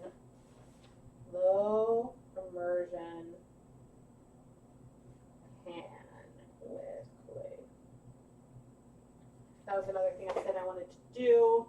I mean, a lot of the things I did in here, I would love to do as standalone videos as well. I did consider trying. I'm glad I did it. It probably would have been really chaotic. I considered trying to do like a double dose and like have this be like a behind the scenes video when I'm filming episodes for Dyed Hot Weekly, which I do occasionally. But it's, yeah. Yeah, Dyer Supplier is a really good source for like, they have wholesale options. I think that you either need to have a like a business, be a registered business, or I think if you buy enough yarn in a year, then you can get a wholesale account. Oh gosh, so the question is, which supplier of berry yarn is the most cost-effective online shop? And that is a complicated question. And the answer is, it depends. It depends a lot. So Dyer Supplier has a lot of amazing affordable prices. And I think you can get free shipping with a $175 purchase. And they do have wholesale options available. So I think that is a phenomenal option. Knit Picks, the berry yarn is probably more expensive, but it's more of a retail-based operation. They do have some bulk pricing options available that I definitely take advantage of a lot of the time. And I think free shipping is over $65, so it's a lower minimum. And so it's, I think, a really good like entry source for people. So, you know, but I'm torn. I think that Dyer Supplier is probably overall more affordable, but they also carry different yarn bases. So I've got some yarn bases I like for different reasons at different places. Like Dyer Supplier's marled sock yarn and their silvery sock yarn, those are unique, and I have not seen anything like them anywhere else. And some of the newer bases might be unique as well, but those are two that I'm like, ooh, this is not something I've seen before. I love this kind of thing. So yeah, so I do, again, I am an affiliate marketer with Dyer Supplier. I have an affiliate link in the video description, down in like items that I used in this video kind of thing. It just links to their website. So the yarn I used today was the 80/20 sock yarn, the sparkle sock yarn, and the marled sock yarn. Those are the three I used. And yeah, those were the three that I used today.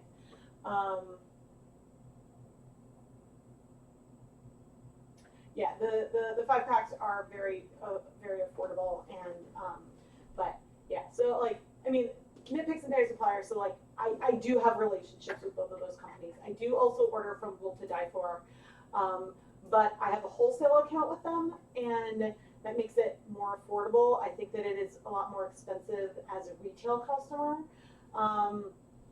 So, but again, it depends on the yarn base that you're looking for, and I think that there's like, that's why like I get things from multiple sources, because it depends on the yarn that I want to dye. Yeah, but I'm super grateful for Dyer Supplier too, because so Dyer Supplier is Knit Crate like sister company, and so because of that relationship, they're like, oh gosh, the yarn that we planned, like our mill shut down, we can't get that yarn anymore to create the Knit Crate. What are we gonna do? And so then they're like, well, we have bare yarn through like Dyer Supplier, and so then they emailed me. So that was so exciting, so exciting. Oh gosh, it's noon. I need to sign off because I have some hungry children I'm gonna need to film, and I have not heard any screaming and thundering down the stairs. I lost track of time, and I am good at talking for a while. It'll be very interesting on the Instagram live stream, trying to do this with other people, because I'm used to filling the airtime myself.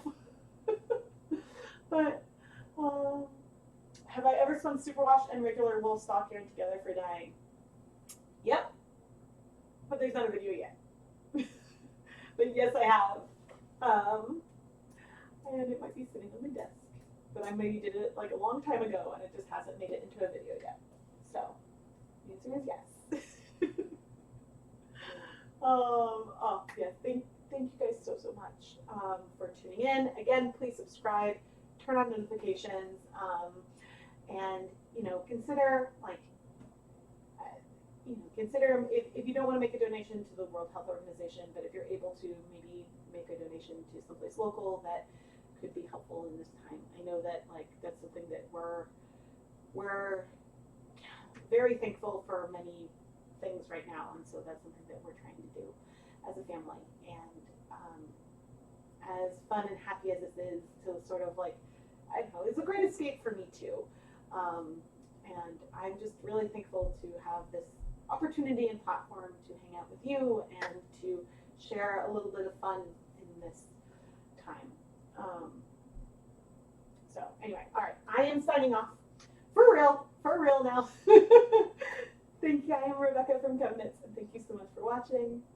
Subscribe. Thank you, and yeah, stay tuned because there will definitely be more live streams this month. There'll be unboxings and other fun stuff. And yeah. Oh, and stay tuned for the recap of this video. So, bye everyone. Oh, that's not what I wanted. Now the awkward, like, there's a bit of a delay, so I wait for, say goodbye on camera, and then I wait to watch my face disappear before I end the stream.